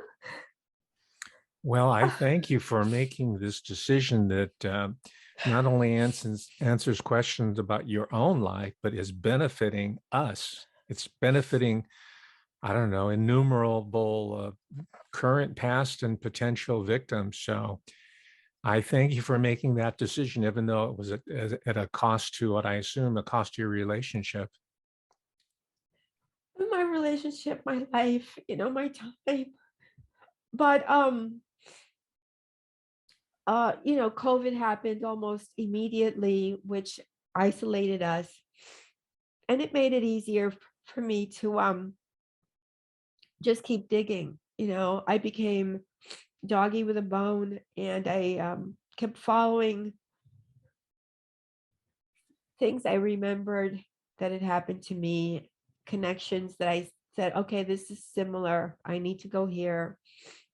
And I'm sorry for crying. I didn't think I'd cry. Well, the whole lockdown, if you want to look the way you explain it, it seems like it was providential. It was great. I taught myself how to cook for the first time in my life. Well, when are you going to fix that tub? What tub? The leak, the water, the Well, shower. No? That's a different, so that the money that these guys collected, like through their covert programs, let's Uh-huh. say, and this probably will necessitate another conversation, was poured into real estate. So I live in a building owned by the Lansky family, by the Kornfeld family, Wait a by the, minute. As in Meyer Lansky? correct. As in Bernie Kornfeld? Yes, Oh my gosh. they're all connected to this. Okay. Oh my gosh. And I so can. this is, so I made a, this is the apartment that I moved into when I was in my 20s. And I kept it, even though I would move out of it, back when I was in my 20s, it was an affordable apartment. And I always, even if when I got married and I lived elsewhere, or I lived in LA for a while, I kept it because I just thought, well, it doesn't cost that much money. I want to keep it. So this is the apartment where I was held hostage, and then where I fled. Now, when I was held hostage at knife point for 5 days, it was an ordered hit. I don't want to get into the whole thing right now, but I did manage to escape after 5 days. I got on a plane despite the orders that were given to me by Ira Rickless. I would have been dead if I followed his advice. I did not follow his advice, which really was, um, here's $1,000. Take your American Express, because I managed to get permission from my captor to go to my store, which was a few blocks away, to speak to the girls who worked for me so that they would not call the police. That was the guise under which I was able to escape. And so my captor told me I had 30 minutes to go to the store, tell the girls I was okay, come back to my apartment, or he would go and kill all of us. I went to the store. I called Ira immediately. He owns the world's biggest security company. He had already wired my place, my store, not my apartment. I never understood why he didn't wire my apartment. I get it now, because he was in my apartment and he didn't want his stuff to be broadcast. But he had my store wired, and obviously he had my store wired in such a way that he knew everything I said, and he was able to follow everything I did in the store that he allowed me to have, which was a very short-lived situation, because then I was meant to be killed, right? Because I'm getting ready to leave at some point, and rather than me leave, I'm going to be dead, right? Because then I won't remember, I won't say anything to anyone. So I called him and I said to him, and he'd always basically had protection, so that he had his chauffeur, whose name I'll always remember, Norman, was always, he was a bodyguard with a gun, and he would take his two children to school and drive him around, and he would often brag how Norman would take a bullet for him, right? So like, I didn't understand that at that time, what that meant, what it meant that somebody would take a bullet for you, or that you need to be with somebody who is carrying a gun. In New York City, we're not a gun city, or we're not a state. We're it just never occurred to me that people had guns until I met him. And to this weird world. And so that he would often say to me, oh, you're so brave, I'm not as brave as you. And he would just say things that I just sometimes, I just never really understood why he would say certain things, other than he knew that I had been trafficked and I survived that. I was just composing myself. So I called him up and I said, hey, I've been held hostage. I need a bodyguard. Help. To which he replied, how he would know that this, I only discovered many years later, but in my brain, it's there forever. To which he replied, I'm sorry, I might cry again, a warning.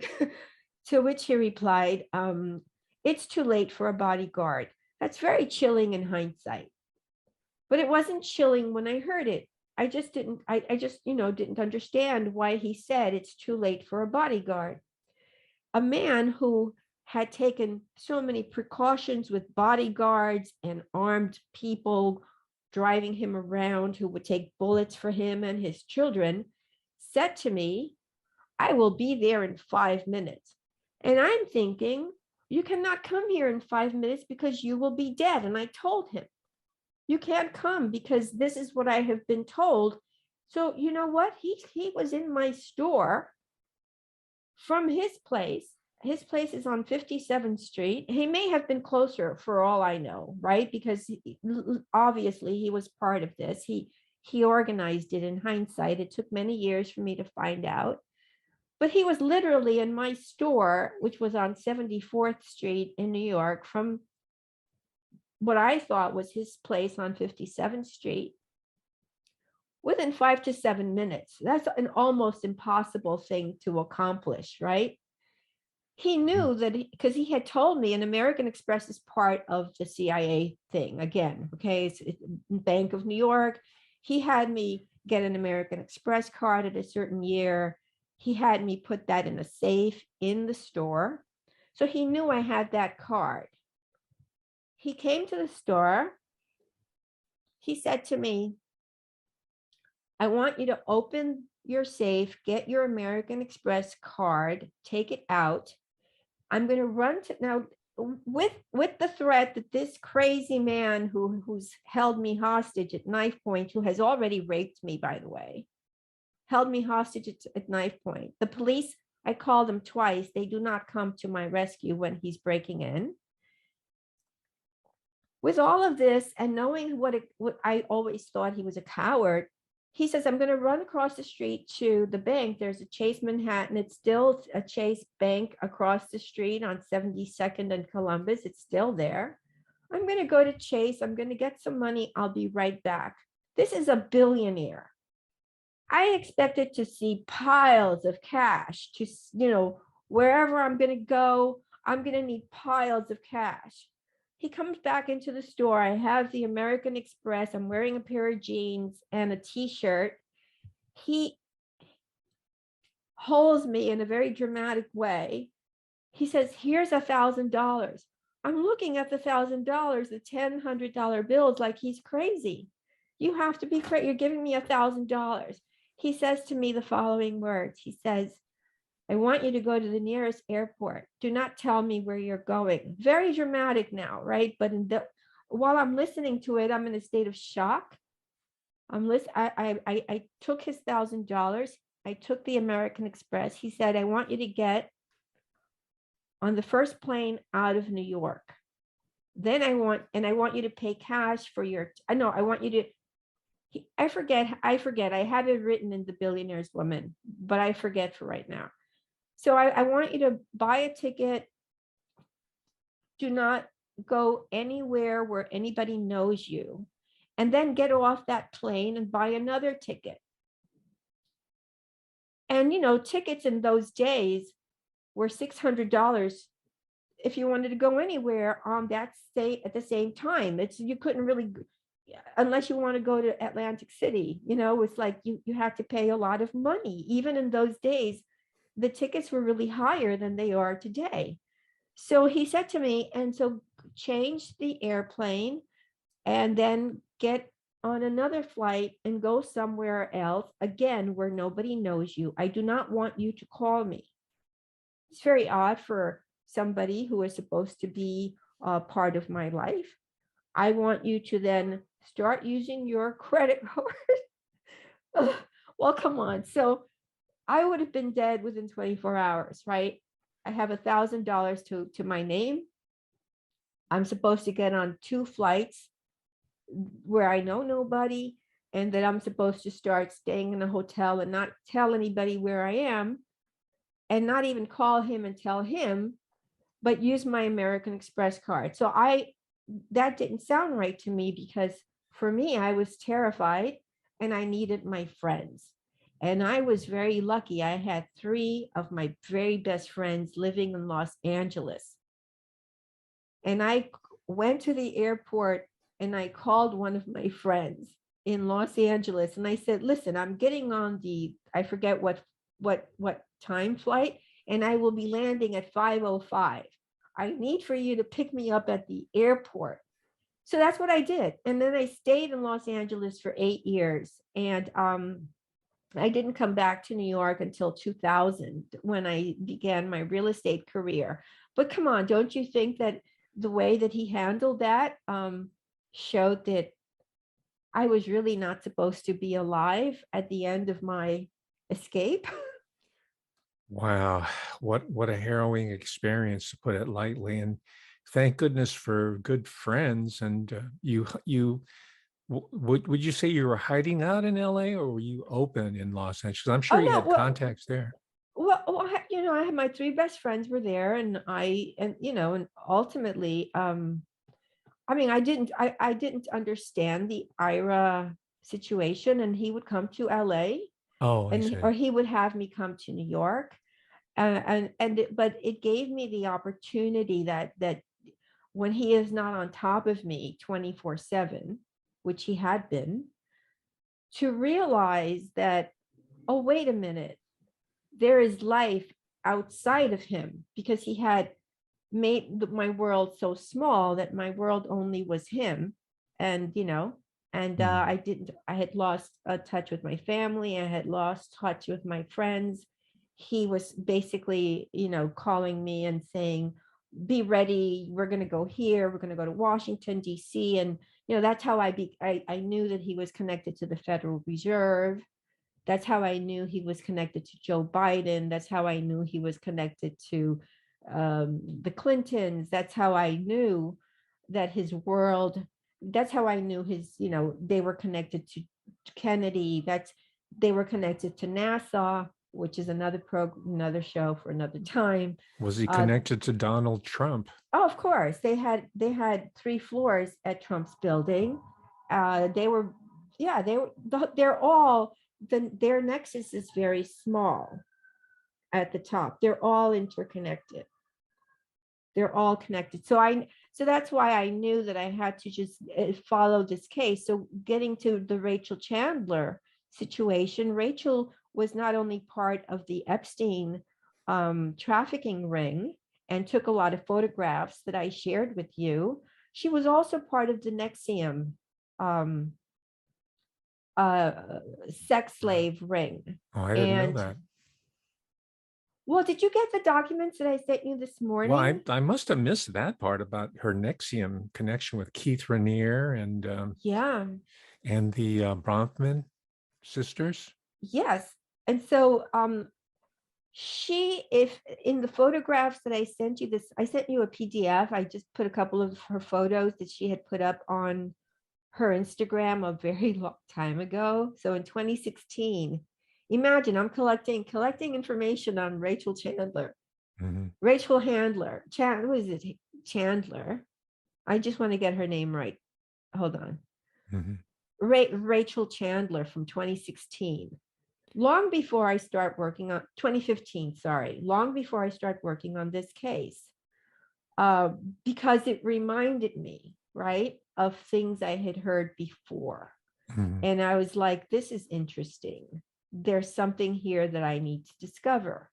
Well, one of those photographs is of Nancy Saltzman, who is the co-founder of Nexium, uh, when she was young, right? And so it also shows a photograph of Rachel with the Nexium brand, what he was doing with Keith Raniere. How do you pronounce his last name? I believe it's Raniere. He had a super high IQ, right? Like Yeah, Jeffrey and Epstein. exactly. And Yeah. and I've been trying to find his connection to Monaco, to Prince Rainier. Oh, yes. And Princess Grace, who was rumored to be part Yes, of a sex cult there. And I believe there's a connection, but I have not been able to find any documentation. And I've looked high and low. So I'm putting out the call like you do. I'm learning from you.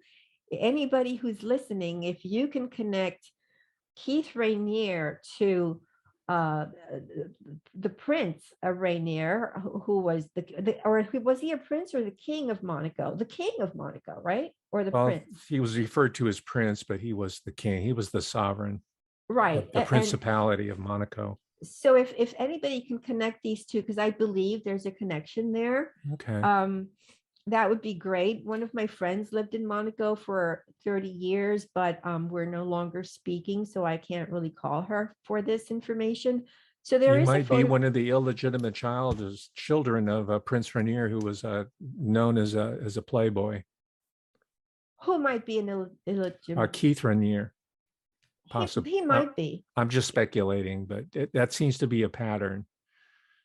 He might be. And so one of the other photographs that I took, and this I did not take from her Instagram.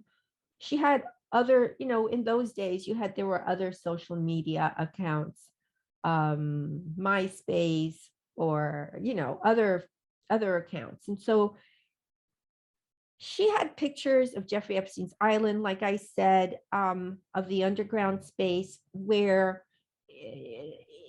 again, everything was monitored, televised, right? They had the monitoring rooms were set up with TV, what were like, TVs that looked into every area, not just of the island, but of the homes, of the bedrooms, of the underground. And so in one of these photographs that I found of Rachel Chandler, and other people have found it too, I'm not the only one, it's clear that in the underground area, there's a room where there's a lot of little boys. Little boys. Yes, and so that's frightening. And then there's another photograph. Little boys, you mean like below age 10? Or Yes, like okay. little boys that look like they're maybe 6, 7, 8. I sent it to you, so you should. Yes. Well, I wanted you to articulate it. Oh, okay. Yeah. And so another photo I found was of her in an outdoor area with a baby that looks like it's only maybe a month or two old. This is a sacrificial ritual that's going to take place because she wrote about it in those. I guess she thought nobody was going to look at her social media. So then when I saw your talk with Manny Grossman, who I didn't really know before until last week or the other day when you did your talk with him, you guys talked about a pentagram that he found at Untermeyer Park. And I immediately went to the pentagram that I found on Ray Chandler's page, her Instagram account, showing two little girls who look like they're 3, laying on a pentagram. Pentagram is the 5-pointed star surrounded with candles. And there's one little girl wearing all black. It's a black hooded robe, by the way, with a knife in her hand, a very large dagger, by the way, with another little girl, blonde, wearing white in the middle. And you can only assume that this little girl that's in the middle, and they're both smiling because you're 3 years old, you think you're playing a game. The one little girl is going to be killed on this 5-pointed star. And so I just sent you that earlier this morning, and I will before we're wrapping up very soon, and I will let your followers and my followers know where to find this information. And as Okay. far as the house that he had in Santa Fe, That's really much deeper. Yes, it had an underground space, but because of his connection to the government and what he um, and the covert program that is a government connected program that, so for example, Iran Contra, most people forget, and this was not in the Iran Contra hearings, but our partner, the United States partner, when I said our, I meant the United States, not you and I, but the Oh, no. partner of the United States in Iran Contra was Israel, so that the CIA and Mossad worked Iran Contra. Another thing that they worked collaboratively, and they've been working collaboratively since, the beginning, and some of this is in Predator Spy, some of it is in my other books. But the other program that they worked collaboratively was the theft of the Promise software. Are you familiar with the Promise software? Yes, Danny Casolaro, the journalist. Yes. Yes. And so one Octopus. of my sources is actually William Hamilton. Oh, okay. I Wow. have very good sources. Absolutely. I have firsthand sources. Yeah, So I'm just looking at the secondary, the published versions, but you're going right to the living and breathing sources. Excellent. yeah, and even someone like Hamilton, after all these years, is afraid he will be killed because he was scheduled to be killed. And he shared that with me, but that's again, that's we're going into another rabbit hole. Mhm. So Nexium is connected, and I had discovered through another source that Jeffrey Epstein had feeders. So we know about Jean-Luc Brunel, for example, in the modeling industry in Paris, who was feeding him young, aspiring models, who then he turned into these sex slaves, right? Under the guise of you're a masseuse or you're going to become a model. Well, Epstein also fed girls into Nexium, and no mainstream has discussed this, but we're discussing it. And so I think there's a connection with what your friend Manny Grossman is trying to uncover. Would And you like me this, to introduce you to? sure. I mean, I don't have a lot of time, to be Oh, honest, to go okay. into another rabbit hole, but I'm All happy right. to, if he listens to this and he has a question, he can email me or call me. You have Oh, my number. excellent. And so I'm happy to, but I think that there's a connection because these pentagrams are not they're part of something that's learned.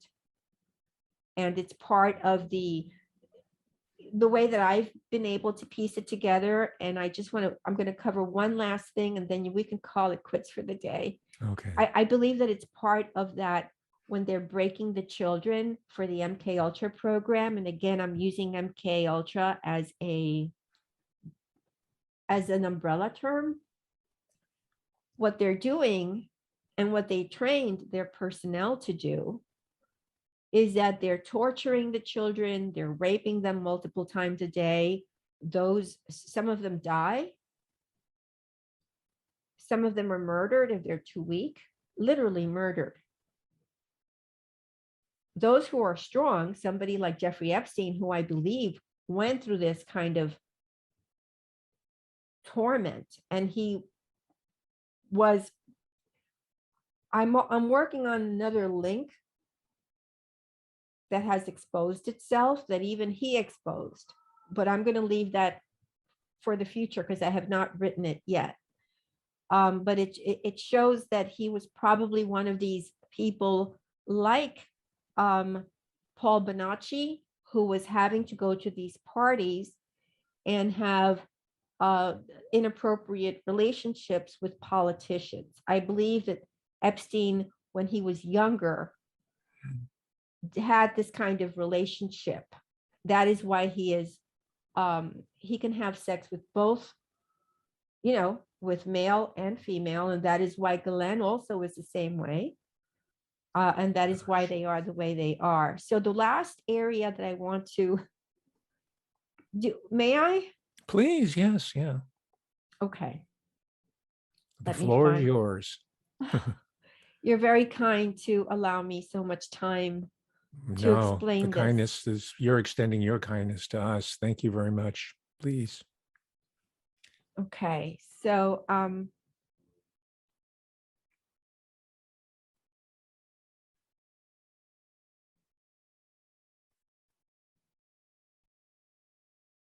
just looking through my many pages of notes here. Okay.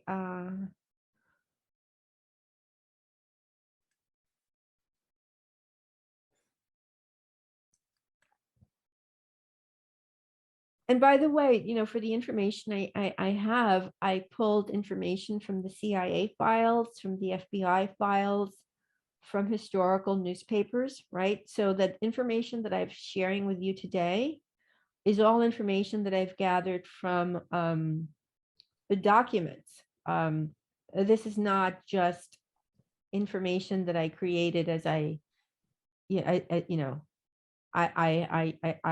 connect this to historical events, Oh, not absolutely. information that comes out of nowhere. I just want to find here. Let me just do a quick search for Brookhaven to explain to you. Okay, so I started to discuss with you Brookhaven National Laboratories.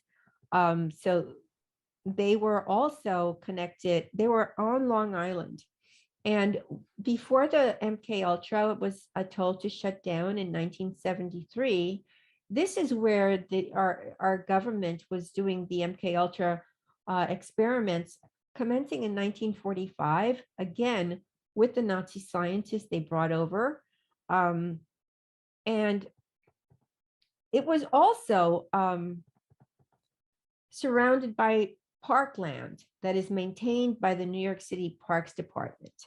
This lab is really large. It was one of the main labs in the world, sort of comparable to Los Alamos, right? So it would be the eastern equivalent of the Los Alamos nuclear facility that we have in New Mexico that was not far from Epstein's home. And there's a reason that he needed to be that close to that spot, by the way. Oh, Yeah.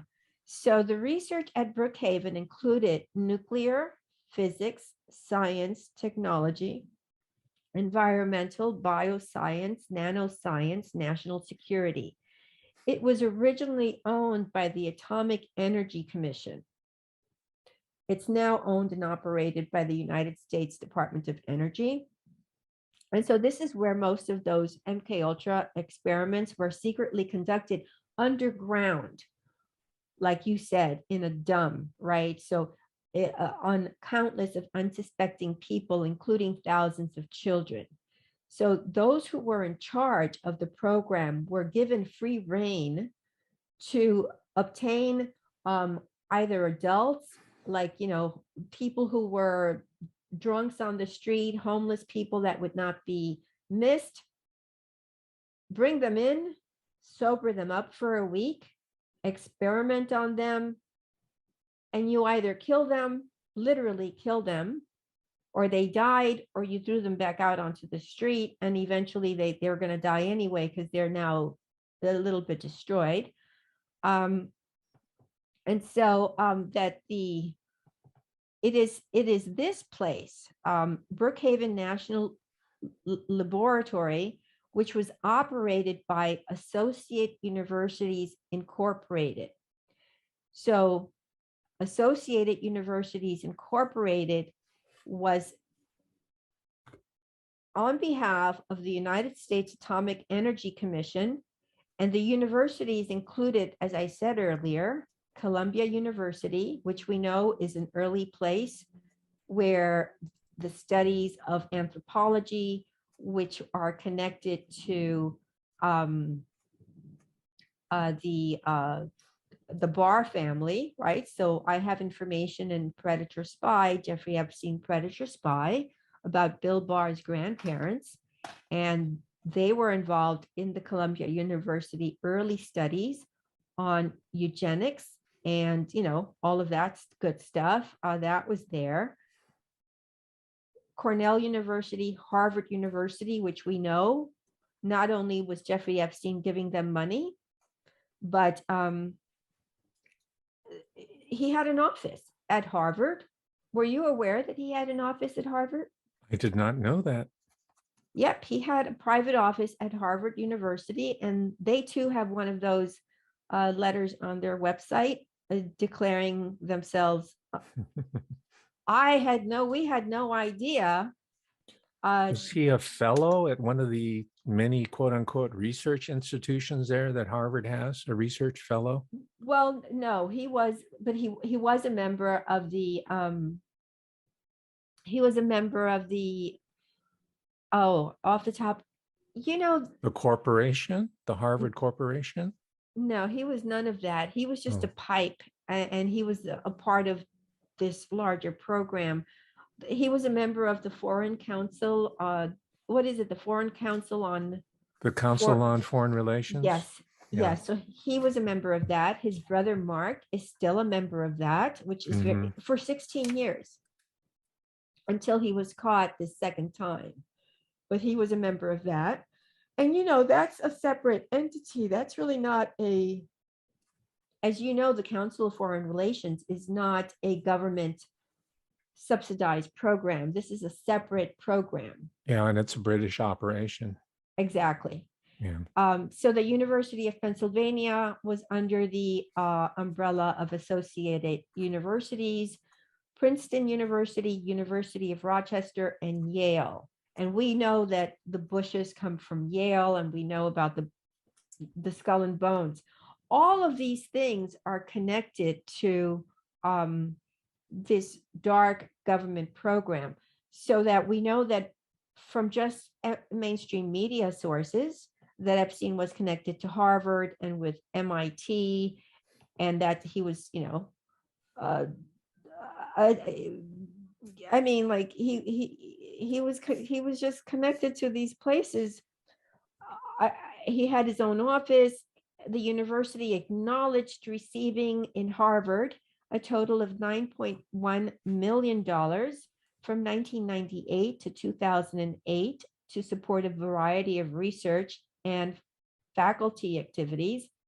The president of MIT, Raphael Reif, wrote a letter dated August 22, 2019 to the MIT community, and our good friend Joey Ito was ousted from there. But in the letter, he states, here are the core facts as best as we can determine. Over the course of 20 years, MIT received approximately $800,000 via foundations controlled by Jeffrey Epstein.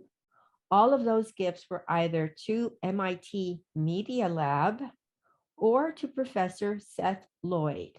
Both Seth and Media Lab director Joy Ito have made public statements apologizing to Jeffrey Epstein's victims and others for judgments made over a series of years. And so they still have that on their website. And the last thing I just want to add is that the information I discovered about the children that were abducted commencing in the 1970s, if you remember those milk cartons, remember that's when we started to see the missing children milk cartons show up all over the place? Mm-hmm.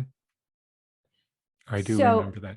Yeah, so that happened because the Naval Department, who was now being funded privately, so the money came from initially it came from the gold that had been stolen by the Nazis from the Jewish people they murdered, right? So they were taking their jewelry, right? They were taking all of their belongings.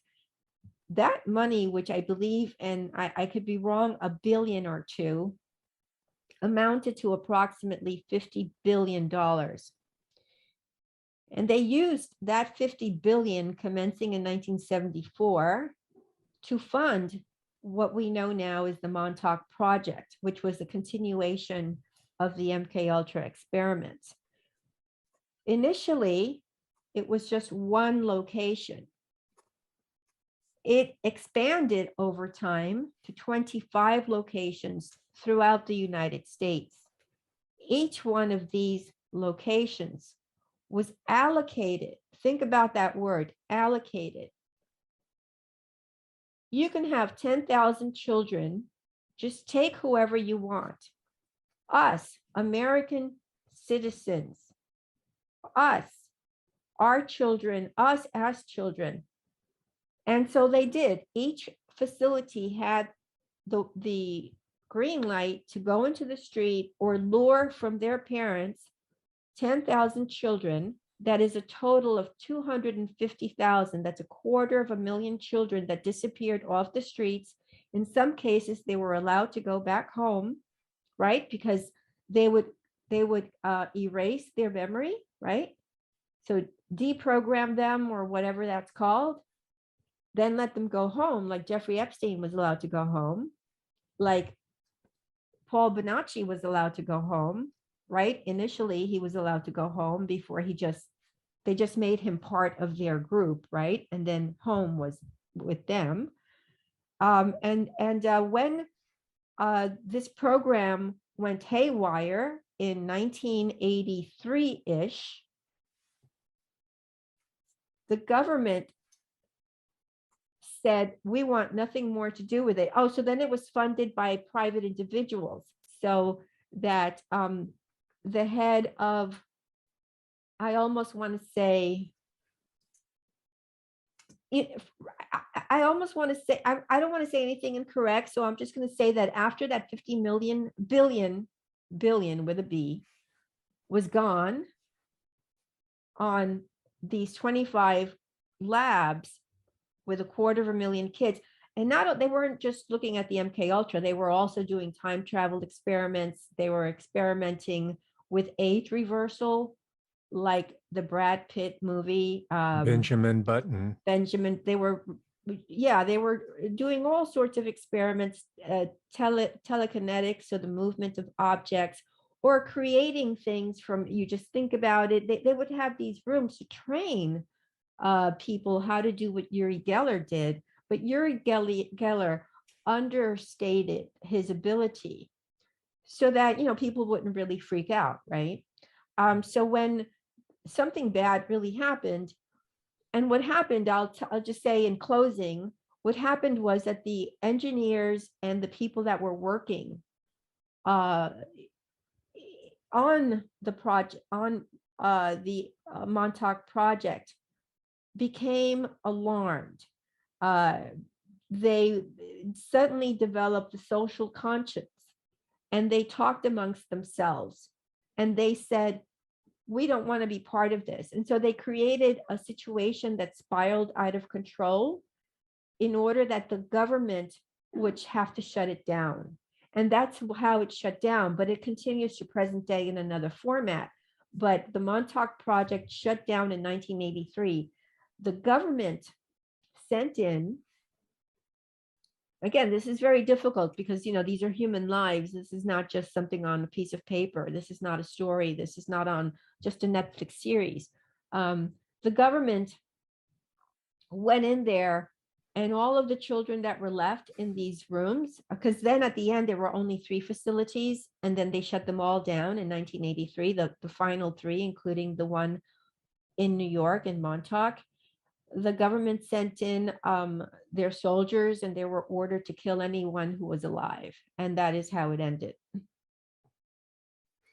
Wow. And according to your timeline, this is around 1983. Is that correct? That's when the Montauk Project was officially ended. But the Brookhaven one, where Epstein was then slipped into Dalton, ended in 1974, when he was then hired, surprise, surprise, by former OSS agent Donald Barr, who had already written his own science fiction sex slave book that the world knows about right? That's correct.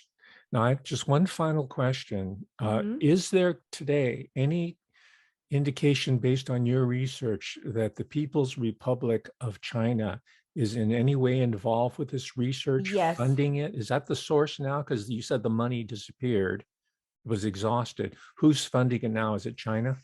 China is involved, but I can't get into that this conversation because that's in my other files, and I Okay. and I think we've been talking for 2.5 hours. I I can't believe know. it. I'm sorry, Kirby, but No, it's please then let's wrap it up because we can go on and on. Where can the public, because oh, ladies and gentlemen, believe me, she has so much more in her books and you've got to read them. So please let's get that information out there, Miss okay. So Summers. the information that I shared with you and our wonderful followers, because yours and mine are now kind of friends, can be found only through my website. Yes, you can find a lot of information in my memoir, The Billionaire's Woman, a lot of information in Ghislaine Maxwell, an unauthorized biography, and as Daryl Hamamoto has nicely uh, told you guys through Jeffrey Epstein, Predator Spy, this new information that connects Jeffrey Epstein to the early MKUltra program can be found in two ways. I have a book that I put together from a series of newsletters that I wrote called Bill Barr, Leslie Wexner, and the CIA. And that can be found in my on my website, Kirby Sommers with an O.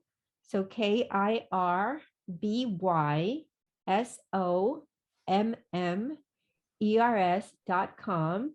And you'll see a drop down menu with my books. The information that I shared today is in Bill Barr, Leslie Wexner, and the CIA, which talks about covert operations. And it includes all of this information on the Philadelphia Project, the Montauk Project, Lolita, um, Gottlieb, all of these nefarious characters. And also, I have an ongoing, for 2.5 years, I've written a newsletter, which is the only reason I have so many books, is because for 2.5 years, every week, my newsletter, The Epstein Project, has original content that I send to subscribers. Now, granted, people do pay to get my newsletter, but they're paying to help me stay researching, because otherwise I would not be able to afford it. I'm not independently wealthy. I'm not wealthy at all. It is my followers that I thank profusely from the bottom of my heart, who have allowed me to continue my work. I have dedicated followers who have joined the Epstein Project newsletter. That again, there's a link to that on my website, and who support my work. Without them, I could not have done any of this. And so that is where that information for this program today can be found. Wonderful. And ladies and gentlemen, yes, please do support Ms. Kirby Sommers. This is fresh, important information. For me, it's shed a lot of light on why we're in the situation, without going into the particulars, why we're in the desperate straits we're in today. This is important survival information. And my gosh, please keep supporting Ms. Kirby Sommers. Ms. Sommers, thank you very much for staying with us almost 3 hours. I apologize. I want to Yeah. thank you for having me on, and I do want to apologize when I became a little emotional earlier. It's it's as you know, it's not like we're talking about we're human people, and we have emotions, and you and I are not psychopaths, and so Yeah. it's not easy sometimes to say this without feeling it. So I Oh, apologize absolutely. for that, but I thank you so much, and I thank I love your audience. They are a I love quality audience. they I really really, are. yeah, I'm blessed as well. And thank you very much. You know, we're only human beings, and really that's our salvation. That's how we will prevail, by just staying in touch with our humanity, which is love. I agree. So thanks again. Have a good day, everybody. Bye-bye. All right. Bye. Thank you very much, Ms. Summers. Thank you, ladies and gentlemen, for joining us today. Bye.